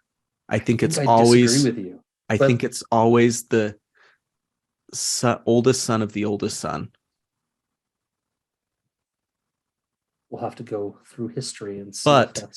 And that's the thing, though, is it doesn't always work that way. That's why I'm saying if you're following it by the book, which it's not always followed by the book, that particular law states oldest son of oldest son. And I think it's only the oldest son of the king. But maybe I'm mixed up on primogeniture. I think it's only the oldest son of the king becomes. Well, I think they do extend that down into lordships and stuff like that too. But not everyone does it. In the end, the king can name his heir. Yeah. And so if the king wants to override it, then he can do it. Indeed. Which happens. So anyways, I wasn't planning on. We could talk about this for a long time. All right. Anyway, Aemon intends to be found if they come calling for him to be king. And he thinks he's more able and more fit to rule. Yeah. He makes no secret of it. Mm-hmm. Doesn't seem to have a whole lot of love for his brother either, to be honest. Yep. So then we're back with Eric and Eric, and they're still in the cesspool and arguing about his fitness to rule. But they get approached by someone who has information about his whereabouts. They don't find him. They get found by someone who knows. Yep. Which, way to take off your white cloaks, guys. Yeah. I don't really have too much on that. So. Me neither. It's just a little interesting moment between Eric and Eric arguing about his fitness to rule, and one of them, I think it's then the Eric, argues that they've sworn their life to this. They can't stop now. And Eric, the one that's been watching him, is like, I'm done, man. This is too much, right? Yeah. And so we get a hint of what's coming. In the last episode, I just thought of this. Rhaenyra comments to her sleeping father, or nearly sleeping father, that it's divided the kingdom. And, showing these twins, this emphasis on the twins shows just how deep that division is going. Mm-hmm. That brothers who are probably as close as anybody in the Seven Kingdoms could be are finding themselves divided by this. Yes. Yeah. And it hasn't even fully broken out yet. Not yet. So it's coming. Little scene. I don't know how important it is really, but Lord Caswell tries to escape and gets drawn back, found by Larys. Larys is watching. I mean, Idiot. I don't know what he's thinking. Like, let's mount a horse and make myself the tallest guy in the yard. After this huge thing happens where you swear fealty to the new king, I'm just going to leave.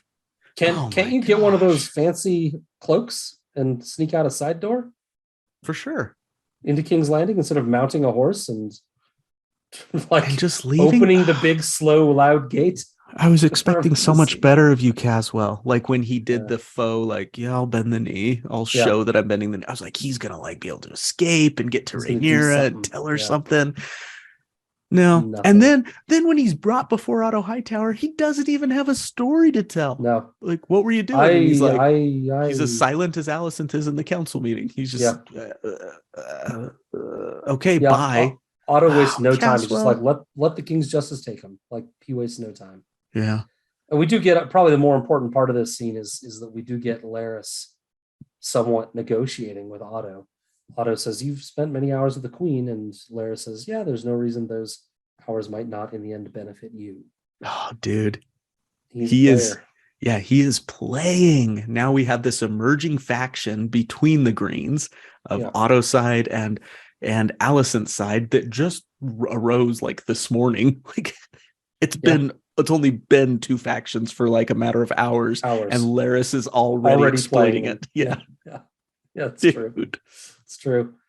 And he's about to get something else out of it in a few scenes. Oh my goodness. Silent Sister scene. Alicent says goodbye to the corpse. I don't have a lot here. I don't think she's super sad about Viserys necessarily. There's just a lot going on in her head. She's crying and upset, and I get that she would be. I just think she's got a lot going on in there. I agree with you. I think that there's room for all of it. I think that there is a bit of finality seeing the body wrapped up. It's almost like the closing of the casket, you know? Mm-hmm.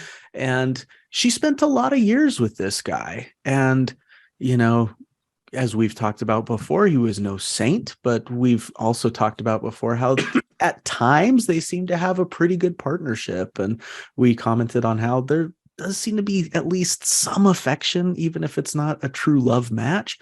And so I think there is some of that finality. But I agree with you. There's just a lot going on right now, and she needed a good cry, and she got it right here. And then it was a kind of a reset button. Okay. Even maybe as much crying for what's about to happen. As what just happened. Right? I think she's not 100% behind the path she's now committed to taking. Yeah. And there's that whole feeling of no matter what I do, Dad's going to get his way, like I talked about earlier. I agree with that. I think there's definitely a sense of that. Yeah. That she feels somewhat powerless here. Right. And despite the sense of control she thought she had, it's kind of with Viserys' death, it feels maybe like it's vanished a little bit. Yeah. Right. And that is reinforced if you're ready to move on. That is reinforced quite well in this next scene. Yeah.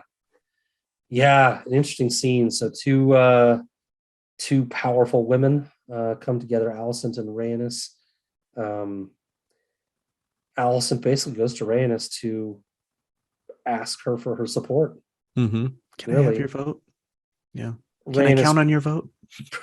Exactly. Rhaenys pretty quickly calls out, that they're usurping the throne. She sees what's happening here. Mm-hmm. And Alicent goes to immediately, was my husband's dying wish. But Rhaenys has zero time for this bullshit. She's got that smirk, I've talked about that I love so much about her. Yes, she's like, okay, she whips the smirk out. I don't have time for any of this. Yep. Alicent has every argument in the book for her, and she appeals. Good on her for trying. I put down all the different things that she tried to appeal to with Rhaenys. First, her pride. You deserve the throne, and you were denied it. Yep. Then she appeals to the loss that Rhaenys has experienced under by supporting Rhaenyra. Mm-hmm. She never did you any good. You're alone, which is something that Rhaenys herself said last episode allies to Rhaenyra. Yeah, you have nothing. Yeah, not even your kids. Where are you going? Nowhere. Then she appeals to her femininity and her place as a woman and her strength as a woman. We can control the men and construct peace. And then as Rhaenys still tells her later when she, in her rebuttal, yet you still toil in service to men. Mm-hmm. Then she appeals to the logic. If we have your dragon, Rhaenyra may negotiate and we can avoid war, right? But we need to balance the scales a little bit for Rhaenyra to even come to the negotiating table. And then finally appeals to her family. You can have Driftmark. I don't even care. For you and your granddaughters forever. She throws it all at her. Yeah. You broke that down really well. I don't have much to add beyond that. I mean, I think some of those arguments aren't great. You know, Mhm. you can have Driftmark. Well, I had Driftmark. Yeah, I've I kind of only got it I anyways. only don't have it because you're planning to take it from me. Because I'm But I had locked it in before this you did room this here. shitty thing. Yeah. You know, the Malus argument is more like a, hey, by the way, if you don't agree and get out of here, you can win. So, Yeah. like, Yeah. hey, if you get out of here with Malus and take their side, you actually have the advantage. So it's not a And you'll great, probably beat us. Yeah. probably. It'd be, you know, Just it'd don't be. bring. I mean, look, they have Vagar, Sunfire, and Dreamfire. Without Malus, I think they'd be ahead. With Malus, I think Malus, Caraxes, and Cyrax. Cyrax are pretty formidable. And they've also got, you know, some other dragons Up and we can comers. leverage, some Yeah. up and comers, like you said. Some in the bullpen. So I think, you know, they aren't all great arguments, but the deluge of arguments Yeah. is Just hitting pretty her with them. effective over Right. and over and over, right? But she's an old dog, man. You can't, she knows all this stuff. You The can't. word of my house is not fickle. Mm-hmm. Yeah, and I thought at first I was like, ours is the Fury, Fire and Blood, the Old, the True, and the Brave. Which house words is she talking about? You I got a think few she you just could meant, pull on. huh? She's got a few she could pull on. I think she just meant our promise, Yep. right, to back Rhaenyra isn't fickle. Is not fickle. Yep. But yeah, the toil in service of men is a great line. You still toil in the service of men. You don't want freedom. You want to make a window in the ward of your prison. He says to her, do you imagine yourself on the Iron Throne? And at that point, I think Rhaenys is almost just toying with her. A little bit. Yeah, I think so too. The way she like leans in and whispers it. I think there was a little bit of Rhaenys that was maybe feeling Alicent out to go, Yeah. Does she have the strength of character to be someone that I can support? And she finds out that no, she doesn't. And at that point, she sticks the knife in and she twists it a few times. Yeah. Do you think she found that out in this scene? I think it confirmed to her. I think she probably had suspicions all along, but it's kind of almost like, I've got her here. Let's see, you know, let's see what she does. What could Alicent have said to earn her support, you think? I think there is that Rhaenys recognizes that Alicent's delusional. We can control the men and construct peace. No, you can't.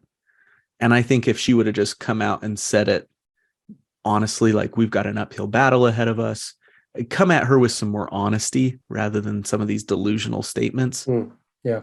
I think Rhaenys would have respected that a little more. But you're right, too, that there's probably not a lot that Alicent could have done to sway Rhaenys. I think the comment that we can guide these men quietly toward peace instead of war is legitimate. I feel like Alicent's been doing that for the last 20 years. I feel like Alysanne did that for Jaehaerys for 50 years or close.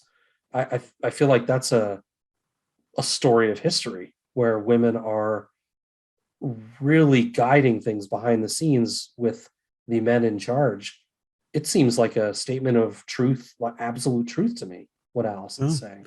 And I feel like what this has shown us all along is that Alicent's been puppeted by Otto. And I think that's kind of clear. True, but Otto was sent away for a decade and a half, and Alicent essentially ruled day to day, yeah, stuff like that. But now when it's coming down to it, she's back to. And yet she plans, we're about to see in the conversation we get later, but she plans the coronation. She plans a coronation. Kind of in charge a little bit. I don't know. I'm mixed about it. I think women have a lot of power in these roles if they can, you know, let's start with, it sucks that they have to just be secondary and not in actual power. Yeah. But like, if they can see the role they're in and use it to manipulate the men that they're behind, I think that's real. I think it's very real. No question. What I'm saying is Rhaenys doesn't see that conviction in Alicent. I 100% agree with you. Let me make that clear to everybody listening and watching this right now. I 100% agree with you that women can do so much in this kingdom and they shouldn't have to fight for it like they do. What I'm saying is Rhaenys doesn't believe that in Alicent. She doesn't see that conviction in her. for whatever reason, following her gut. And she's done. Do you think she doesn't see that Alicent has done that in the recent past, or you don't think she'll be able to do it in the near future with Aegon? Probably a little bit of both. The statement, the biggest statement is one I said and that you said, yet you still toil in service to men. Yeah. Yep. Yeah, I mean that's just a sad reality of their life, of this society, right? For women. But I don't know that she's got another choice. Do you imagine yourself on the throne as almost like a taunt? Yep. Do you think you could do it? You can't. Rhaenys has had this conversation with Rhaenyra a couple times already in this series. She knows it's not possible. This is not out of character for Rhaenys to be acting this way. She had this same conversation, a similar conversation with Rhaenyra. Yeah. It's almost like she's pointing out the hopelessness of their situation in order to kind of test their mettle a little bit and see how they'll respond to that. And I like that. Rhaenys doesn't get to see this, but I feel like Alicent took some of that away into her conversation with Otto that we're going to get to later, and came in with guns blazing a little bit to Otto. And I think part of that was because of this conversation she had with Rhaenys. Yeah, Rhaenys pushed those buttons. I like that. So the scene ends with Alicent basically saying, ring the bell when you have an answer. Take it or leave it. Let me know what you decide. Ring the bell when you have an answer. We'll come back to that. Yeah, she sort of rings a bell later. Yeah. Then we get a meeting between Mysaria and Otto in the streets of King's Landing. Yeah. We glazed over it a little bit, but basically the person that came and found Eric and Eric in the child fighting pit place wanted Otto to come meet Mysaria, and that's this meeting. Yeah. I thought it was a little strange that Mysaria was so just open to just being out there. Maybe it goes to a sense of security that she has, that she's got a lot of influence over these people and and she feels like she can just be out there. No cloak or anything. Very weird. This was my least favorite scene probably in the whole show. It didn't make any sense why Mysaria would expose herself like this. She makes a demand that makes no sense to me. Where did this it's noble, good. You want to protect children. Awesome. Good job. You're now my favorite character because you're the only person that has any noble goal of any kind. But it doesn't make any sense. Where does this come from? It's a totally interesting wrinkle. Yeah, it's an interesting wrinkle. I want to see where it goes. Me too. If it goes anywhere. I mean, we see her place get lit on fire. I assume she lives through that, but yeah. It's, I don't know. It's just a request. I'm like, huh? What? Total non-sequitur. What is happening here? Did I just enter the Twilight Zone? Why are we talking about children's rights? These are the problems we're going to solve today? It made no sense to me. It didn't to Otto either. He's like, I'll look into it. Look into it. Okay, whatever. Where's the king? Yep. She does make an interesting Rage Against the Machine statement. There's no power but what the people allow you to take. Yeah, I love it. Is that true, Matt? Kind of. Yeah, kind of is. There's a lot more of them than there are of course, Targaryens have the nuclear warheads. So Death Stars, as we call them here on the Davos Fingers podcast on occasion. Indeed. Okay, but that's all I really got. I don't have much more to talk about that. Yeah, she's hidden. Sorry, I think we buried what actually happened here. She's hidden Aegon away. She found him. She hid him away for safekeeping, made sure he was okay and hidden in order to leverage him for children's rights, apparently. Yep, children's rights. Okay. Or maybe she's going to start small and keep building on with new requests. They're kids, they're small. They're little, yeah. 10 years old. Scared. So they go Miners, not miners. That's a Galaxy Quest reference. Galaxy Quest, yeah. They go to the Great Sept of Baelor. At least I'm assuming that's what that is. Looks pretty darn big. And Aegon is stashed under an altar or something. Yeah, I don't think it's the Great Sept of Baelor yet, because Baelor hasn't Baylor's not existed. around. The Great Sept. But it's a sept, The, the Sept. some kind. Yeah. Yeah. Good point. Yep. But yeah, they find him underneath this dais of sorts. Whichever one has the upturned mustache grapples him, and they grab him. They go out. They're planning to take him to Otto, and then they get set upon. Yeah.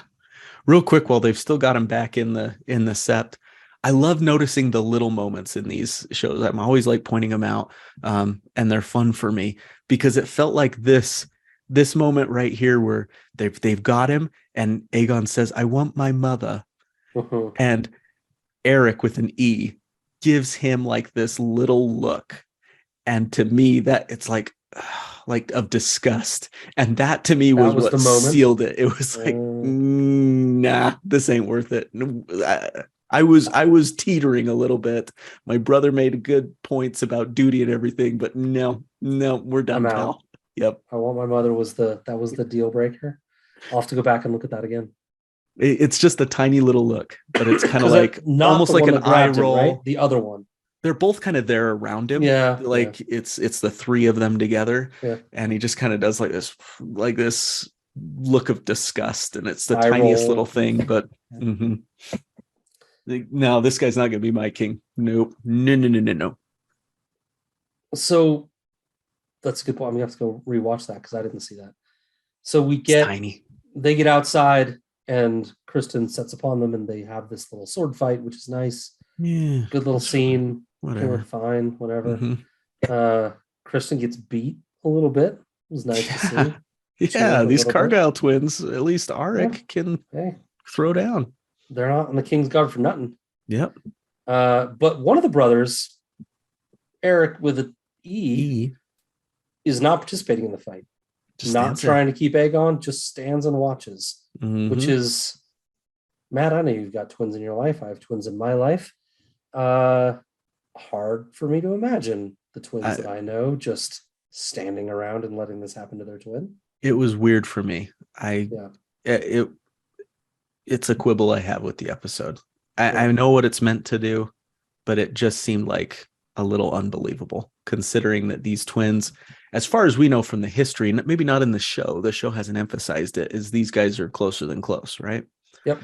And for him to just potentially watch his brother die, I don't see that happening. Well, yeah, let's not forget who he's fighting. Kristen Cole, who accidentally murders people all the time. Right. Exactly. With his fists or with the balls on the table.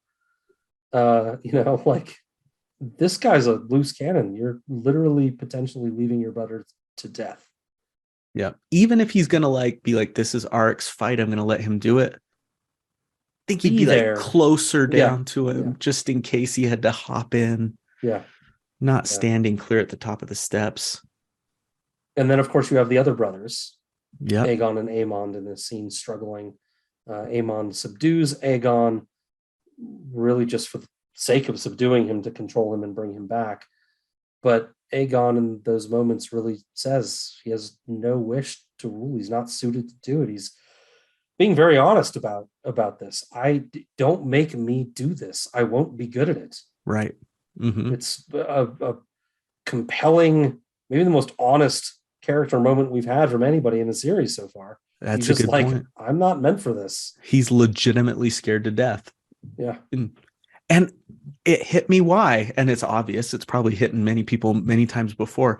He's gotten these hints his whole life that he should be the king, but he was never once actually prepared for it. No one did anything to set this guy on a path to eventually be the king. They said, you deserve to be king. You may rule one day. No one did anything. None of this sitting in on council meetings. None of that ever happened because Rhaenyra was always the one. Yep. So no wonder he's scared to death. Yeah. Also, it's just a nice moment of self-actualization, self-awareness, I guess. Yeah, totally. That he knows that he's not cut out for this. Refreshing. Maybe with sitting in on council meetings, he could have learned the right things to do, but it doesn't really, even if they had prepared him, he doesn't really have the temperament for it. Right. Right. And he knows that. Yep. And you can grow into positions and be good at things as you're trained to do them by rote. But he knows that he's not meant to do this. It's not part of who he is. He essentially wants to make the choice that Rhaenyra was offered by Kristen on the boat. Let's just go away and be somebody else. He's dying for that option. Yeah, like Alicent kind of points out to Rhaenys in the previous scene about if Viserys had it his way, he would have been a country lord or whatever, yes. just hanging out with his books and stuff. Yep. Aegon would probably be more of a frat boy partier, but yeah, not feeling cut out for it. If Cole had not been there, I get the impression, the way Aemon's looking at Aegon, he might have taken him up on that ship offer. It's so hard to, I don't mean this to sound disrespectful. It's so hard to read a guy with one eye. I'm sorry. I hate that I put it that way, but like it's kind of hard to read what he's intending. He is difficult to read. What you can't read with his eye, you can read in his jawline. He's got a great his jawline. jaws. I feel like that was probably so disrespectful. I didn't mean it to be. It's hard for me to read his motivations as I'm trained to from watching TV and acting and all those things and reading what characters are trying to say with their face. It's harder to see. But I think I agree with you. I think he might have been like, yeah, man, let's get you on a ship and get you out of here. Yeah, okay, let's do it, dude. Let's do it. It's maybe self-serving, but it's also just, again, honest. He knows Aegon isn't cut out for this too. I don't want him to be king either. Yeah. He doesn't want to. I don't want him to. The dude at the bottom of the stairs is going to suffer. I'm going to suffer. Everybody in the city is going to suffer if this guy's king. Let's get him on a ship. So I maybe agree with you. The pragmatic side of Aemon might be thinking, ship sounds good. Yep. If you promise not to come back, you got to promise me. Yeah. Go find Leonor. Hang out. Don't come back. So now we have Alicent and Otto. So the result of this whole thing is, I guess, that Kristen and Aemon have brought Aegon back to Alicent. Correct, She's in control of the narrative. She's in control of the heir, the future king. And so then she goes to find Otto and, I guess, lay the shit down. This is how it's going to be. Mm-hmm. And I posit, I think that she is a little bit emboldened by that chat with Rhaenys too. And also by having just won the race to Aegon.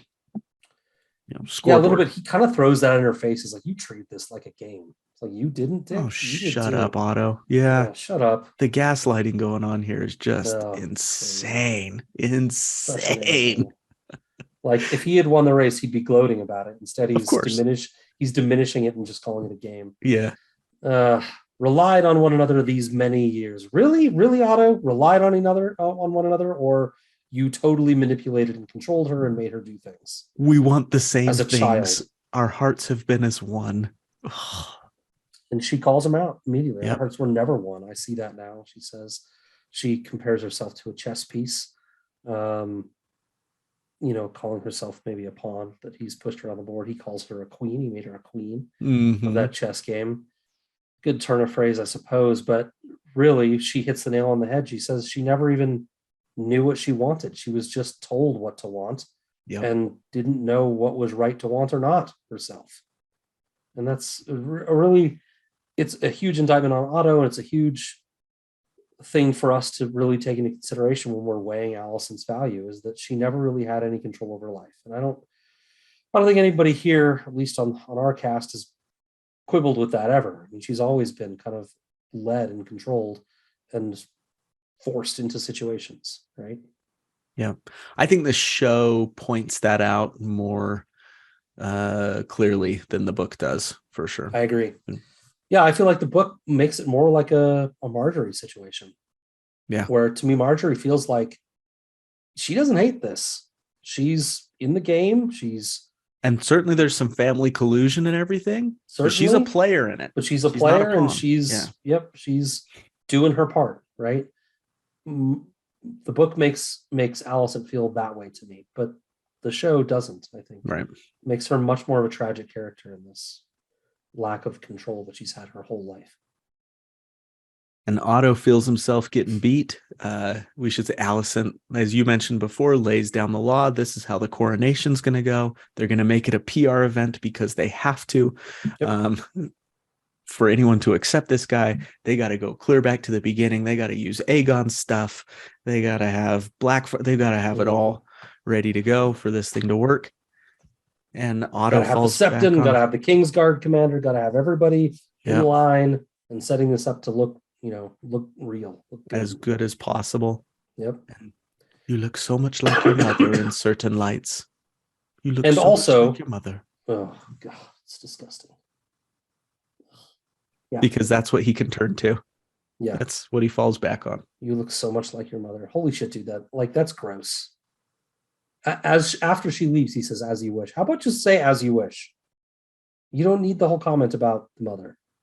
Yeah. Which is gross. Because he's trying to bring her back in under his arm. It's awful. I look at it much more creepy than that, Matt. Okay. But I don't know. But it feels like he's not a sexual predator. Maybe. I mean, I'm not saying he's actually using her in that way, really. But the way he's talking to her is trying to make her feel like something he owns, something I don't know. He's equating the two. It's gross to me. I don't know how to define it exactly, but it felt gross, sexually gross. You didn't feel that? No, not completely. I saw it more as him wheedling his way back in to her affections again, in terms of being able to manipulate. Okay. By leveraging mom. Mm-hmm. We skipped it a little bit. One of the benefits to winning the race is that she's now going to send terms to Rhaenyra, she says, right? Yep. Just we don't have to spend any time on it. Just didn't want to gloss over it before we move on. Yep. And then speaking of gross scenes, I was going to say, if we're going to talk about webs and spies and feet, I called this the next scene. Yeah. The hour is late, and Larys is in Alicent's chambers. He has something to tell her for a price. How long did it take you to realize what was going on? Because it took me clear to the end of the scene. As soon as she took her shoes off, I didn't. The first time I watched, I didn't see him give the very subtle look down at her feet. Mm-hmm. Yep, totally. Which on subsequent viewings, I was like, oh, well, he's telling her to do that. Right. Yeah. But when she took her shoes off, I'm like, I didn't know what was going on exactly, but I'm like, what's happening? Because this is not normal. You don't normally just undress in front of people like this in these situations. So I knew something was up at that point, right? Go ahead. Yeah, no, I agree with you. At first I was thinking in my head, is this just to show the familiarity between the two of them, that she's tired. She's been up on her feet all day. She's just taking her socks off and stuff. But this feels creepier than that. There's something going on here. Yeah. But it took me to him putting his hand down his pants for me to actually go, oh, okay. Yep. As I'd say, as soon as I knew something was weird as soon as she took her feet out of her shoes and put them up on the table. Mm-hmm. But I knew it was something sexual as soon as she took her stockings off. Mm. When she took the stockings off, I'm like, okay, he's trading information for information, he's trading information for favors here. And we're kind of glossing over what he's telling her here. Maybe we should cover that real quick. He basically tells her that Otto is leveraging a group of spies that are available throughout the keep, and that he has the capability to take them out if she wants. And then the subtext of the whole scene is this: game of manipulation and control and influence and sex of this fetish that he has for feet, apparently, which I thought was a little off-putting itself, to be honest. We have a guy with a club foot who just happens to have a foot fetish. It felt, I don't know, it doesn't feel right to me. I'm not crazy about it. I'm not gonna pretend to be an expert on this kind of thing, but it feels awfully convenient and kind of like a tropey. Right. I don't know. It doesn't feel right to me. But there's kind of two sides to this whole thing, right? For Laris, it is, I think, about a fetish, but it's also about exercising control. What he has here is influence and power. I mean, very specifically in this case, over one of the most powerful women in Westeros, and he's exercising that. It's a message about patriarchy too, I suppose, that this lord, just random lord, can be in control of one of the most powerful women in Westeros, but it's more just a message about his ability to control and influence this specific woman, right? That he takes the shield of her righteousness and he can just kind of cast it down, but privately in a way that he controls and owns so that he has power over her. It's something he can hold over her. Yeah. Right. Well said. In such a tragic way. Yeah. And I think of all the grooming and manipulation that had gone on at those dinners that they shared together. And for years, he built himself up to this, I think. Mm-hmm. Yeah, for sure. And from her end, I don't want to make light of it exactly, because she's clearly not comfortable, and it's some level of, there's definitely some level of coercion and control going on here that's, like you use the word grooming, that's been developed over years. And so I'm not super comfortable with it. But also at its base, it's really her choosing to take on this discomfort for benefit, for power, for knowledge. She's making a decision to enhance her level of information and her power by giving this up. And people make decisions like this every day, not always with sexual acts, but like sacrificing things they hold dear to get something else that they hold dear. It's become, I think, to Alicent, it's become a bit of just an uncomfortable transaction that she's still willing to do. And our good friend at Alaria Snake had a really good thread about this, speaking about sex work. And sex workers frequently are having transactions they're not super comfortable with. They don't enjoy it. They don't love it. It's work, right? And it's not exactly the same, I suppose, but Alicent here is choosing to do this uncomfortable act to get benefit. And it is what it is. It's a relationship of sorts where they both get benefit. Yeah. As gross as it seems. Quid pro quo. Yeah. In a way. The look on her face, to your point, when she walks in and she sees him, it's almost like she knows right then. You see it on subsequent watches. It's this look of annoyance and disgust and almost dread a little bit. And she knows what's about to happen. She even says, in parallel to a previous episode, the hour is late. Yep. Which is what she says when she's summoned to Viserys that night for sex, right? Oh, good call out. Yeah. He, that just goes back to what Rhaenys had talked to her about. This is her prison. You mentioned that this is a business transaction, and it is to a degree. They both get something out of it, but this is kind of her prison. This isn't something that this isn't a business transaction that she should have to be in.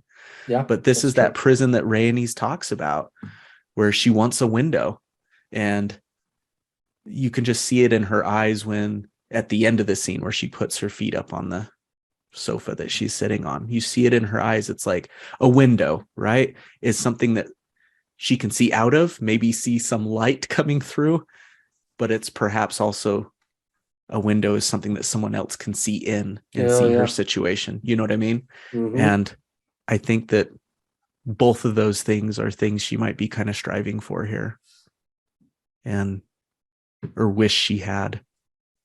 And that sucks. That sucks. It does indeed. Well put. Yeah, she's very much, I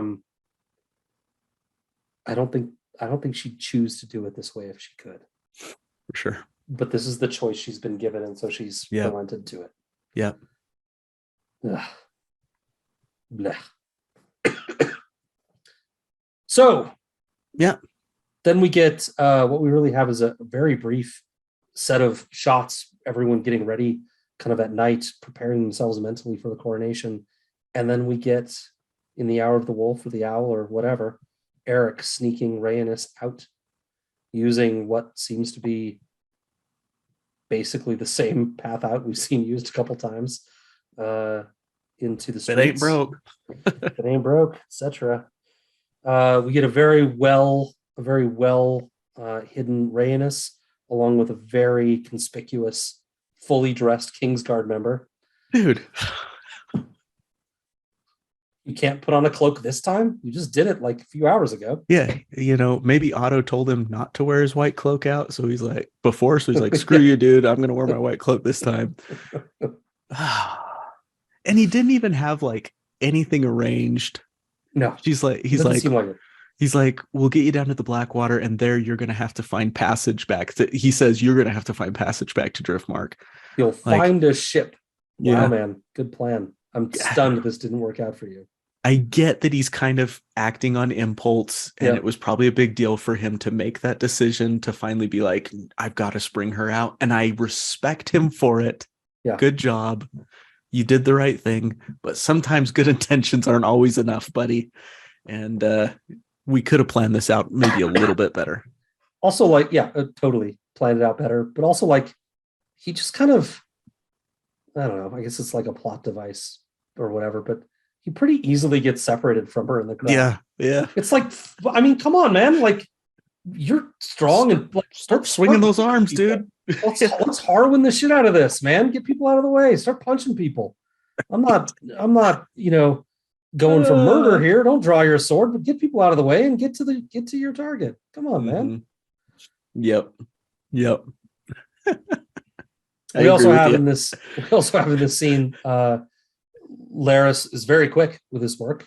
Seemingly later that night, he makes good on his end of the deal and seemingly has Mysaria's place lit on fire. And I think we're supposed to believe that she's dead. I don't really believe it, but I think that's what we're supposed to think. We also see, as they're exiting the castle, Lord Caswell hanging. Oh, yeah. That's right. Yeah. Would have loved to see him go out in a blaze of glory, like I said before. But this is just kind of that dark commentary that some people just don't. And it was a pretty deep contrast to the beginning of the season, where the halls of the Red Keep are a joyous place to be, filled with parties when Viserys was the king. Fire and Blood goes into great detail to talk about those, maybe not so much in the show. And, just the contrast now of seeing a man hanging from those same halls is pretty significant, I think. Yeah, we saw that in the last episode, that the demeanor kind of the Red Keep had changed quite a bit. Sure. Yeah. Good point. Mm-hmm. But maybe driven home even further, the fact that they're willing to just hang people right there. Right. Where people are walking, instead of, I don't know, somewhere out in a square or courtyard or something. It's like right there. Yeah, It's a pretty graphic moment. Yep. So part of the reason there's all this herding going around is they're taking everybody to the dragon pit. Yes. And we get a small little moment of Aegon and Alicent making their way there too, in the little royal carriage thing. Yeah. Alicent wanted Aegon crowned at dawn. So they're getting everybody, rousing them early, right? Yeah. Getting everyone to the dragon pit. They have a little interesting ride in a carriage to the dragon pit, in which Aegon is, again, pretty self-aware. Father never wanted this. He had lots of chances to make me heir and never did it. Right. He didn't like me. He just doesn't believe that this is true. He doesn't believe that Viserys wanted him to be heir. He doesn't buy it. And then Matt, in one of my least favorite moments in the show, I guess opening a box and showing a dagger means something. Yeah. Like, oh, now you believe it because you see a dagger that he didn't give to you or say is yours or like bequeath to you or give you in some sort of emotional moment just because you see a dagger. Now you believe it. It's fucking garbage. I hate this dagger, man. I know I've got some baggage around it, but like, it's so stupid, man. I think they were trying to and I think they missed the mark to emphasize that this was Viserys's like talisman. It was like his thing that no matter where he went, he always had the dagger on him, right? Right. My dad always has this little pocket knife in his pocket. And I'm sure when, heaven forbid the day that my dad is gone, that pocket knife is going to take on a family significance. I like my brain is going, that's what the showrunners are trying to do in a way, is to show that like, oh, dad's dagger, but it didn't land for me. I mean, I don't really want to make this personal about you, but to use your example, if before your dad died, he brought out the pocket knife and said, Maddie, son, I really want you to have this, that would be meaningful. Right. But Right. if you were just Alicent having a just giving him the conversation with the box. family and they're like, man, dad really liked you. Oh, look, his dagger. You'd be like, yeah. Not Like, even that saying doesn't make any anything. sense. No, I'm agreeing with you, bud. Yeah. It's like not even she's like, your father wanted you to have this. She doesn't even say it. She just like No. opens it and he's like, oh, Ooh, it missed the mark for shiny. me. It missed the mark for me. Yeah. Stupid. But Not your dad's pocket knife. That sounds meaningful, and I hope that it does have a nice transition through your family. we'll have a nice little However, significance, I guess. that But happens. yeah, this carriage ride though, it tells us a lot and reinforces a lot about what's happening to Aegon. Is he a bad person? Yeah, he is. He's a pretty awful person. Yeah. Also, a lot has happened to him. You mentioned Neglect, before mostly. about, well, and also what we've talked about with Otto and Alicent railing against her father for his constant manipulation. Alicent can't recognize that she's doing the exact same effing thing to her son and has done it his whole effing life. Yeah. Yeah. Sorry, right. the chain has not been broken with you, girl. The exact same thing that your dad did to you, you are doing to Aegon. She never tries to figure out, what do you want, Aegon? He sits there and tells her. Dismisses. Yeah. It's never once been about Aegon. Yeah. Never once has it been about Aegon. For all her talk about, I'm just trying to protect you or whatever, he's never a human to her. She's treating him the exact same way she was treated. Yeah. I think Come at me, Alicent stands. I don't care. Really bugs me. Well, we've talked about Alicent as a mother on previous episodes, and the reaction we had with Helena and kind of recoiling from her was interesting, because I feel like our previous read on Alicent was she is a caring mother. She does care about these kids. She has that moment with Aegon where he's masturbating out the window, and she doesn't, maybe she should have a little bit more. She doesn't come down on him. She doesn't judge him for masturbating. She doesn't make him feel ashamed. She doesn't rail at him for it. Aemon certainly has some foibles. She seems to support him. Helena, she's trying to connect with her spidery talk and trying to connect with her, even though she doesn't relate at all. It seems like she's trying to be a good parent, but it feels here like maybe Aegon didn't have a parent from either side, that he never felt related to by Alicent, that he literally asks her, do you love me? Mm-hmm. Matt, I think we're two dads. I think if any of our kids got to age 20 and had to ask us if we loved them, I think we'd feel like pretty big failures. Absolutely. And the fact that we said I feel like it's a bit of a miss from the show, to be honest, because I think they tried to show us an Alicent that cares and tried to relate to her kids. And now we're seeing kids that don't feel loved or related to at all. Aemond is totally trying to earn her trust and love and support, which she should just give him. because it's her kid.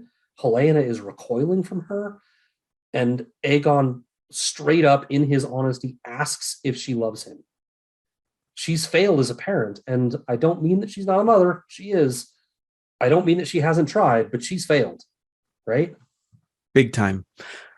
And the Aemon stuff, she does show a lot of, she's like, my poor baby, when he's getting beat up, clear back in episode, 3 or something like that. Helena, she tries to relate to her. I've got thoughts on the recoiling scene that we'll get to. Aegon, though, you never, that I can recall, you never once saw a scene of warmth between the two of them. The scene where she caught him. Man, now I'm coughing too, man. Sorry. I ran out of water. We die. No, it's very transactional, right? It feels like the relationship is a series of conversations about. It's constantly coming down on him. Coming down on him. You mentioned she doesn't get mad at him for masturbating and all that, but she does just sit and like, that's not how a king acts. You're supposed to do this. You're supposed to do that. That's all the interaction I remember ever seeing with Alicent and Aegon. Why didn't you protect your brother when he gets his face sliced? Why weren't you there? I was sleeping. Like, what was I supposed to be doing? I mean, he was drunk. So sometimes I think maybe she didn't come down hard enough. Am I my brother's keeper? Yeah. Well, no, but you could notice he didn't come to bed. Like I don't know. Do they even share a room? I don't know. I'm just saying they were all sharing a room, but I agree with you. We don't see a lot of tenderness, right? It feels like it's a somewhat antagonistic relationship. I can't think of any. Well, yeah, I mean, there have been precious few. Period. I mean, we've only had 3 or 4 scenes with them together. Period. But I do feel like also he just wasn't. Man, I don't love the tough love angle, but like he needed at some point during his life, he needed to be set straight as well. This behavior is not okay, dude. Structure. There's been zero structure. Yeah, that goes back to the thing about not preparing him to be a king. Yeah, true. Is he just had the run of the place? Good point. But yet she'd come down on him for messing up.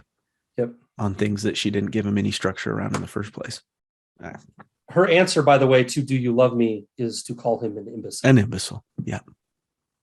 Great. Yep. Are you ready for a coronation of this imbecile? I am. Yeah.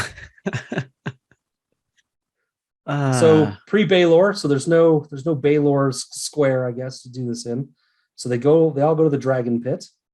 Otto announces that Viserys the Peaceful is dead, and that his final wish is that Aegon should succeed him. And the crowd is like, "Yay. All right, how much does bread cost?" Like, it seems like they don't really care. It felt like there was no even clapping until the soldiers started to come down amongst them. Then they're like, okay. "Oh, yay!" Like, doesn't Otto know what a plant is? Just put 2 or 3 dudes around to start clapping, and everyone will follow in. Yeah, no kidding. On, but it's like they've got swords. Oh yeah, we're happy. Yeah. The swords come out. They make this nice processional where he walks through and they raise. Oh yeah, there's a lot of pomp. There's the horns blowing the. I don't give a crap about any of that stuff. I know people get into the cinematic nature of these scenes. Sometimes I don't care. The music was nice though. I did like the music. Yep. Just the horn music though, right? The little riff they play. That's before the swords.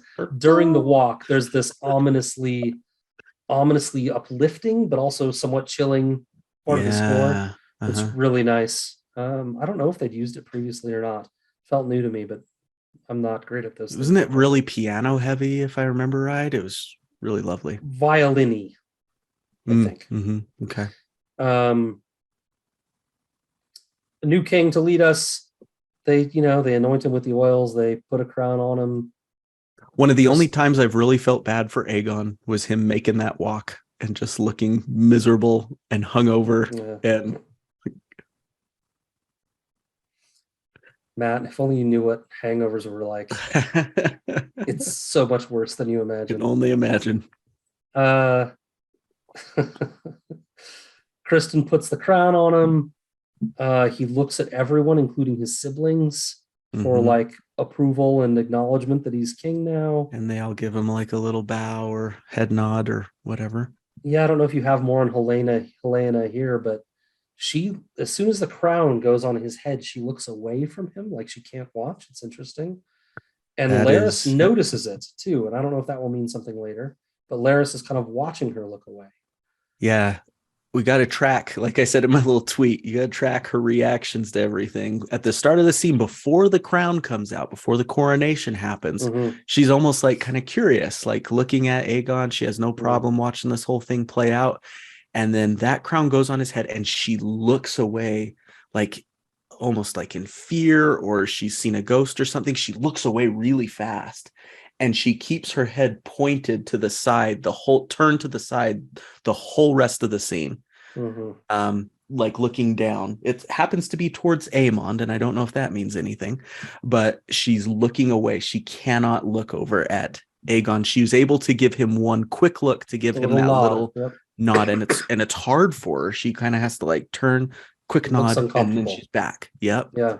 And she's back to looking away until the big moment. But more on that. More on that. Yeah. Is this Eustace? I think so. I put that little note in here. Septon Eustace sighting. Septon Eustace has been sighted. Doesn't matter, probably. So they crown him, they do all the speeches, they do all the statements or whatever. And then we get Aegon with what I feel like is maybe the first real sense of affirmation he's ever had. And it's like, good for you, kid. Like, I'm glad you finally feel appreciated. He owns it. Yeah.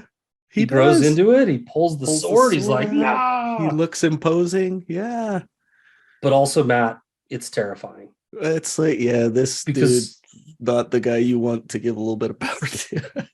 Exactly. Like you can see it almost in his face. Like, oh, that's what this feels like. Oh, this could be good for me. This is nice. All the servants will come to me and I can impregnate them now. All of them. Jeez. Right? Like this is going to be great. Unlimited power. Yeah. Jafar. Good. Yep. Yes. Yep. Exactly. It'd be living space. And then I wasn't expecting this at all. Through it all, we do see Rhaenys throughout this whole scene. She's able to sneak down into the dragon pit. You know, she's going after her dragon Meleys. Meleys is, I think, how she pronounced it. And kaboom, bomb goes off in the dragon pit. Yeah. I didn't love this scene, but I think I get what the show was going for. I mean, even just from a entertainment value component, like they want a big action component to end this episode, and they want it to be big and with a dragon, and they think people will go nuts. And to be honest, Matt, I was cheering. I'm like, that's a boss ass bitch. Yes, Rhaenys. I love Rhaenys, right? Oh, and the slow reveal of the dragon at first, and they just show us like its feet and the smog and everything. You don't get a good look at it. Then and you're like, that's why they held off on showing us Meleys all this time, right? They waited 9 episodes to show us so we could have this.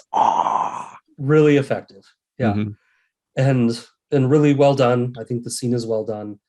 But also, I think maybe what they were going for from Rhaenys' perspective is, yes, the Targaryens, as Alicent laid out and as you laid out earlier in the episode, they've gone through immense trouble to make sure that Blackfyre is there, to make sure the king has the crown, to make sure that he's anointed by the Septon, to make sure that the Kingsguard the captain of the Kingsguard is there to approve, to make sure that the Hand is there, to make sure that all the rules are followed and all the symbols of Targaryen lore and ancestry are there and viewed by the people.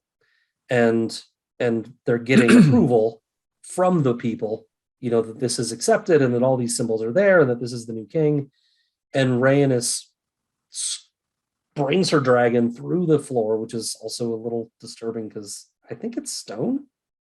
And I'm not sure exactly how Rhaenys survived her back or head going up through stone as Meleys crushed through. Anyway. There must have been some crazy angles there. Yeah. Anyway, feels like she was trying to say, nuh-uh. The public is not going to go away thinking this was all acceptable and okay. I'm going to disrupt this and make sure that they see that this is not all hunky-dory. You want to see real Targaryen power. It's not in a crown or a sword. This is what it's in. Yeah, I like that. Mm-hmm. So I get the sentiment of it, but it also didn't really work for me. Yeah. What about you? Mostly worked. I loved also the reveal of Rhaenys herself. Yeah. The smoke clears and there's her in her armor. Oh, she looked amazing. She looks great. It taught us some things about these characters. Rhaenys, for as sympathetic as we've come to see her throughout the series, and she, aside from maybe the first couple episodes, the conversation she has with Rhaenyra, we've come to be very sympathetic towards her. Spurned, she's lost her kids, all of this. She's still a Targaryen, still susceptible to the waking of the dragon. She's not exactly benevolent. Small folk are just that to her. They're small folk and they can be killed. And she does that. And she who had just been walking amongst them, right? Mm-hmm. Down there at street level with them. Gone just like that. Yeah. Right? Yeah. It also finally shows us that she's a legit dragon rider. They've talked about it and now we get to see it. That was cool. Like I said, we've been screaming to get a look at Meleys and we got it. Yeah. And then for everything I just said about Alicent's mothering, she has a nice moment here. She does. Where I don't think, like we talked about with Viserys, one good moment doesn't erase all the bad you've done over the years. Correct. She stands right in front of Aegon and she's ready to take it for him. And Aegon lets her. Yeah. If she answered the question, do you love me, unsatisfactorily before, she kind of answers it here. I don't retract anything I said about her before, but it does demonstrate the ferocity of her protectiveness. It does demonstrate love. And when it mattered, she stepped up. Yeah, it's an interesting point you make there, because it's, just because you can't or don't connect with your kids doesn't mean you don't love them. It doesn't mean you're not a mother or a father. It doesn't mean you don't care. It doesn't mean you wouldn't do everything you can to protect them or put them in a place to succeed. It just means you can't connect with them, right? I think it's not optimal if you can't connect with them. I think it can hurt development. It can hurt your relationship. It can hurt lots of things. But it doesn't mean you're not a mother. And you're right. She steps up to the plate here and she stands in front. And I don't know. I think there are people for sure arguing online that I've seen that the reason Rhaenys didn't burn them all down is because of the mother angle, right? I think even Condell maybe said it in the post after the episode thing. Did he? Something like that. If he did or not, I agree with it. That I can see that. Yep. To me, I didn't even consider that she would. I mean, so we the audience have the benefit of kind of seeing where this is headed. We've seen all the other characters acting. Many of us have read Fire and Blood and we know where this is going. And so we have the benefit of that knowledge. Knowing, yeah. To say like, oh yeah, you should have burned them. But she doesn't know that. Rhaenys doesn't know that. And Rhaenys is not the type of person. She may not value the lives of small folk and see them just as things to be trodden over, but she does value family. That's been shown. And she's not the type of person that's just going to murder people like this. Right. Her family like this. So I didn't even think twice about it. Like, it's just not who Rhaenys is. It would not have made any character sense for her to do that. I think it's a much stronger character choice. I agree with you for her to not do it. I think that was a much stronger character choice. Yeah. Yeah. And I felt like I could detect like a certain softening to her where she made the decision, like, I'm not going to do this. I'm out. See ya. Yeah. But I can also see it as being just kind of an intimidation, establishing Targaryen, like I said, true Targaryen power is what you're seeing right now. I also did wonder briefly. I'm not sure there was another way out for her. Like Right. we don't know the dragon pit, but like we saw earlier, with the scene with There's like Vermax and with the a pink dread, there's like a ramp. ramp. Yeah. But I presume they raised the ramp or that it's covered by the platform or something, right? And there's no real, so I'm not sure Malus would even fit through that ramp. Right. She's big and that ramp wasn't super big. But I'm not sure there was another way out for her. Like she almost maybe had to, other than Right. waiting and like waiting until everyone left and then secretly leaving or something. I don't know that she had much of a choice other than to just come on through. Which I assumed would happen. I thought that she was just going down. She's going to wait this out, get Melee's ready, and then go away kind of quietly make her escape. But, yeah. Yeah. And that may have been more in character for Rhaenys, which only seems to embolden the point that she wanted this to be a demonstration. Right. Yep. Right. She rang the bell. She rang the bell. Ring the dinner bell. My main quibble with this is there weren't as many bodies on the ground as I thought there should be. Yeah. There was like a dozen. No, that killed hundreds. Killed hundreds. Seems like it would have killed lots. There are stones flying everywhere when she crashed through. Mm-hmm. Yep. Yeah. You got anything more for this? Nope. That's the end of the episode. It is the end of the episode. Should we go into our spoilery section?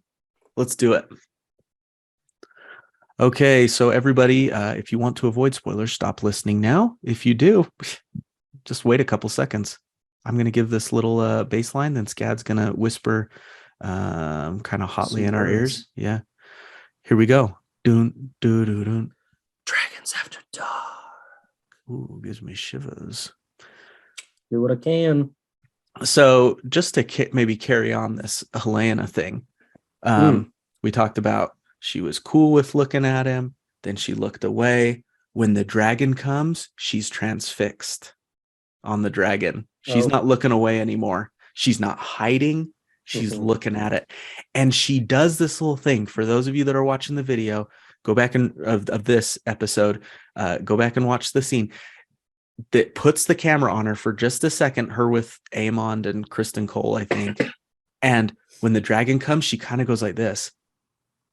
Like a little tiny nod type thing. Excited? Like almost excitement. Or like she knew it was coming? Here's what I think. Okay. She's a dreamer.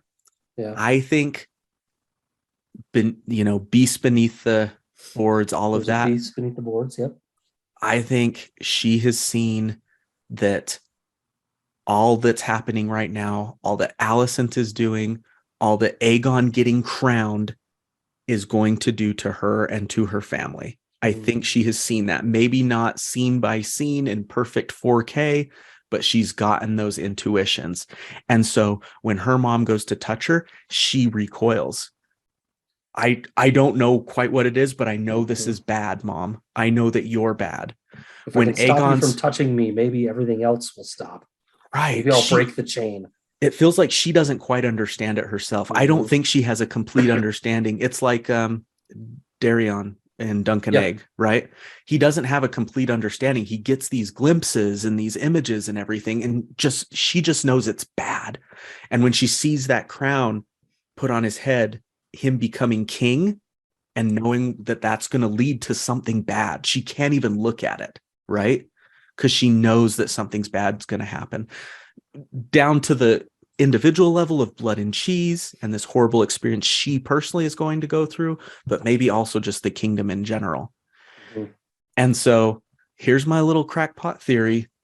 My read of the situation from watching all her things is when she saw Meleys standing in front of Aegon and Alicent, in her mind it was, I could avoid all of this. all those bad portents that I know something bad is going to happen. Oh, If mom is gone, who she recoils from, if Aegon with the crown on is gone, who she couldn't stand to look at, you take them out, this is better for me. she wanted them to burn. Burn them. I don't know if she Burn maliciously them, wanted great them pants. to die.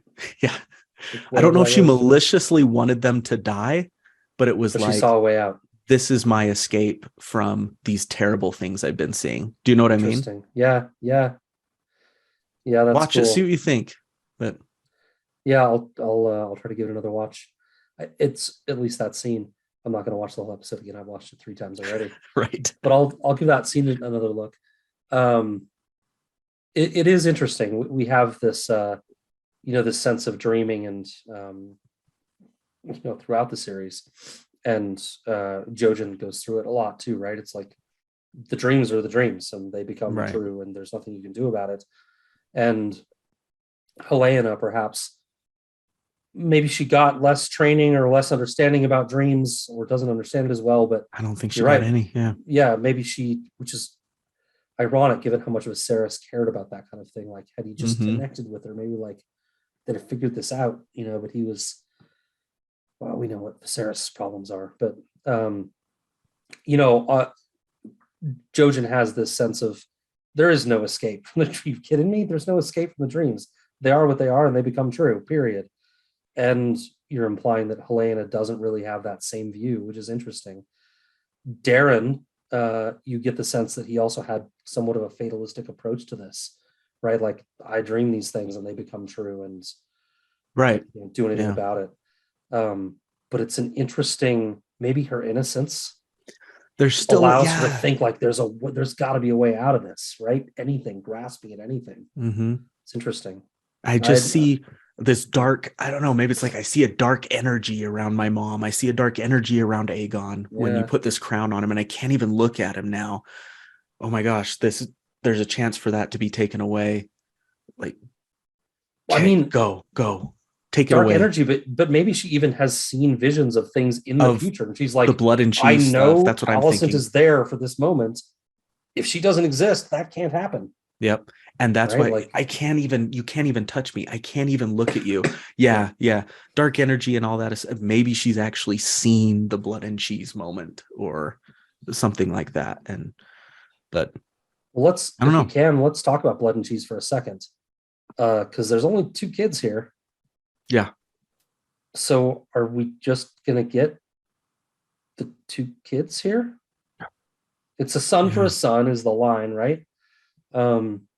So maybe there is no choice moment.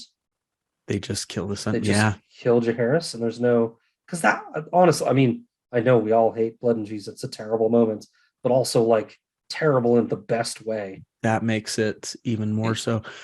It's such a beautifully terrifying, terrible moment that George has come up with, making the mother choose like this. Yeah. Right. And robbing us of that seems silly when they could have just had another child there. The light at the end of the tunnel that I thought to do it. They could have done it. Yep. Is when Rhaenyra had, it was Joffrey. Like, you never really saw Joffrey again. It was just like you got the little glimpse of him on Dragonstone playing with somebody. When they're babies, it seems like they disappear. So maybe that baby has already been had and just hasn't been on screen yet. Maelor is the baby we're talking about. Yeah. And I mean, the clear difference is that Jaehaerys and Jaehaera are like 7 or something when Blood and Cheese happens in the books. Here they look 4-ish, 3 or 4. But still, that doesn't mean Maelor couldn't exist.'re right. Let's hope that's the case so that we can have this terrifying moment. Oh, man. Sorry for putting it that way. We've seen something similar with what Westerling does with Barristan in A Game of Thrones, where Barristan disappears and then goes and finds who he believes to be the true heir, Daenerys, who somewhat similar to Rhaenyra in this case. I think we might see something similar there. I think so too. I even noticed that in the books, or in the book, there's 2 Kingsguard, like we mentioned, on Dragonstone with Rhaenyra. There's Eric with an E and Laurent Marbrand. He's not in the show. So But far. Laurent Marbrand is a Westerling, a Western Westerman. house, and so is Westerling. So Yep. could just be Harold kind of slipping into that role, and they even paid Slide right in attention there. to the facts that they're, Westermen. Another Kingsguard, Stefan Darklin of the Kingsguard, slipped away from the city with his squire, 2 stewards, and 4 guardsmen. Under the cover of darkness, they made their way at a postern gate to where a fisherman's skiff awaited to take them to Dragonstone. Yep. So they could just incorporate that little story into Eric's, Harold's probably. too.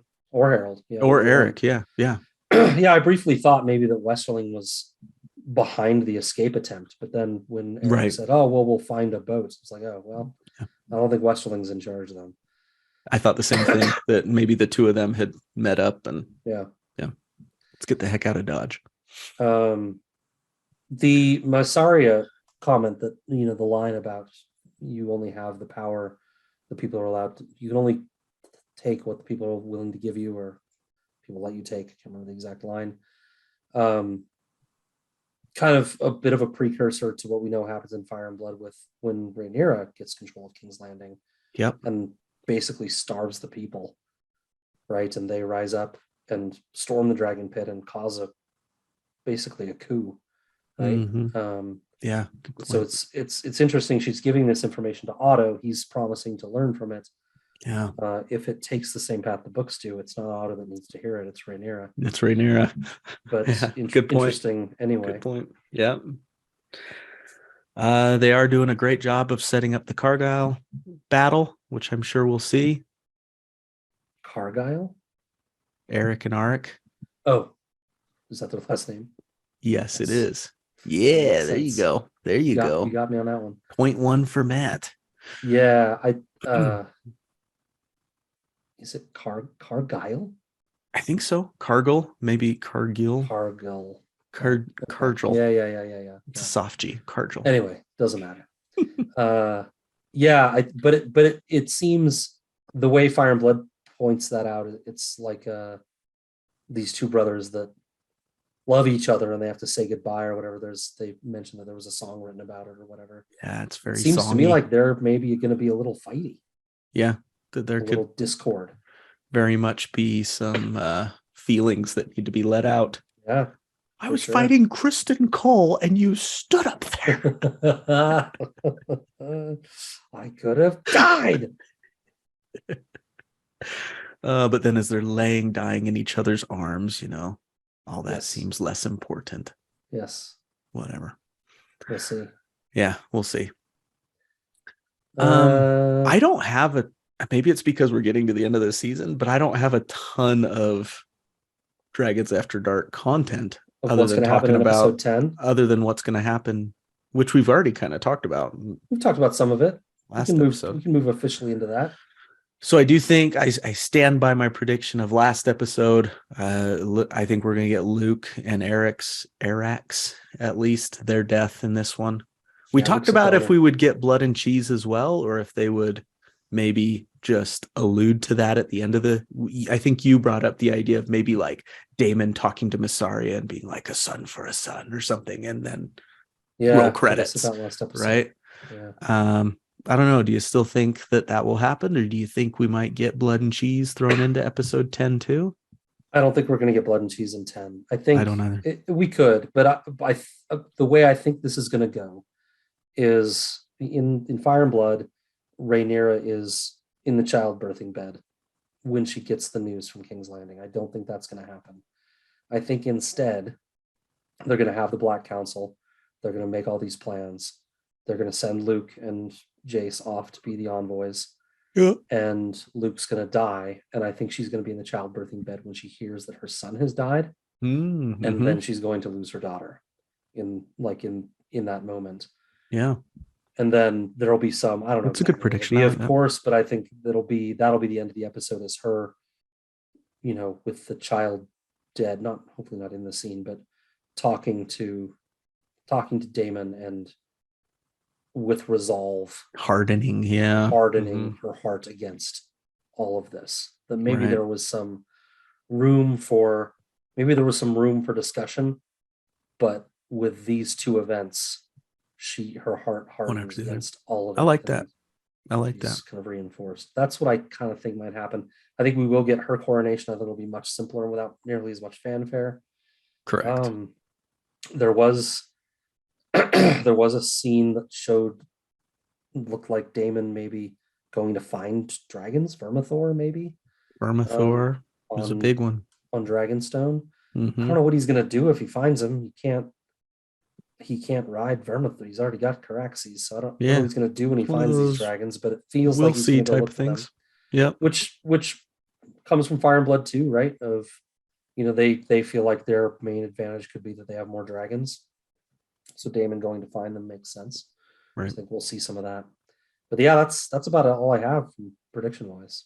I'd love to see maybe just like a shot of Jace arriving at Winterfell. That'd be great. He does. He goes to a couple other places first. He's got the Vale. I think there's White Harbor. I think he goes to the Sisters before Winterfell.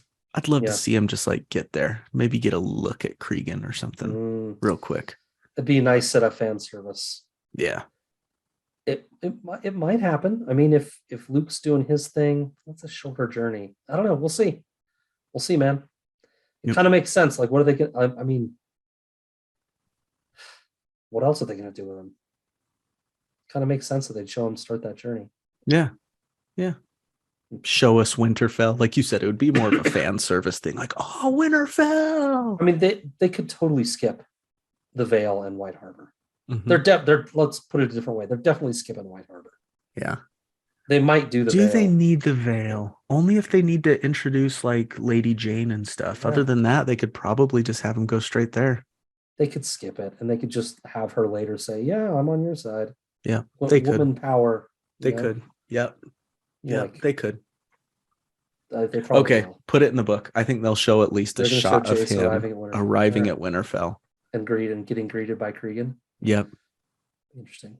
Yep. What kind of greeting that is, because he's kind of not super into Jace to begin with. Right? At first, yeah, and then they become buddies, but yeah. Mm-hmm. Well, all right, good predictions. You got anything else? Like it? Nope. All right. Ready to sign off? Yeah. How long was this one? It was long. Too long again. 2:45. Yep. Oh boy. Not Here 3. we go. Not 3. Well, Khalasar, I'm back to my song quoting ways. This lyric just stuck out to me as they had kind of this race against time in this episode. So this is Matt signing off, quoting Billy Corgan in my opinion, one of the best composed studio tracks I've ever heard. The song Tonight, Tonight, where he says, "Believe in the resolute urgency of now." All right. The resolute urgency of now. Well, my resolute urgency is perhaps less resolute and urgent than yours. I just say thanks for listening, Khalasar, and try to keep it civil as we get the Black Council this weekend. Remember that this is just another version of the story that we find in Fire and Blood, and we don't need to fight about it. It's just one person's version of this story, or 3 people's version of this story. And keep it civil out there. Agreed. Thank you for that reminder. And if we're going to take it even further, it's just a TV show, guys. I know we love it. As George said when he was interviewed by History of Westeros, we're making this shit up. Yep. It's nothing to lose friendships over or anything like that. Or to lose your mind over, or to lose sleep over, or any of those things. Well, we're losing sleep over it right now. We are. But other than that... we're doing it in the spirit of friendship. So indeed, the spirit of friendship. The resolute urgency of now means let's get off of this episode. The resolute urgency of friendship. Yep, there it is. Davos fingers. Until next time, Khalasar. Thanks, Khalasar. Thanks for listening, everybody.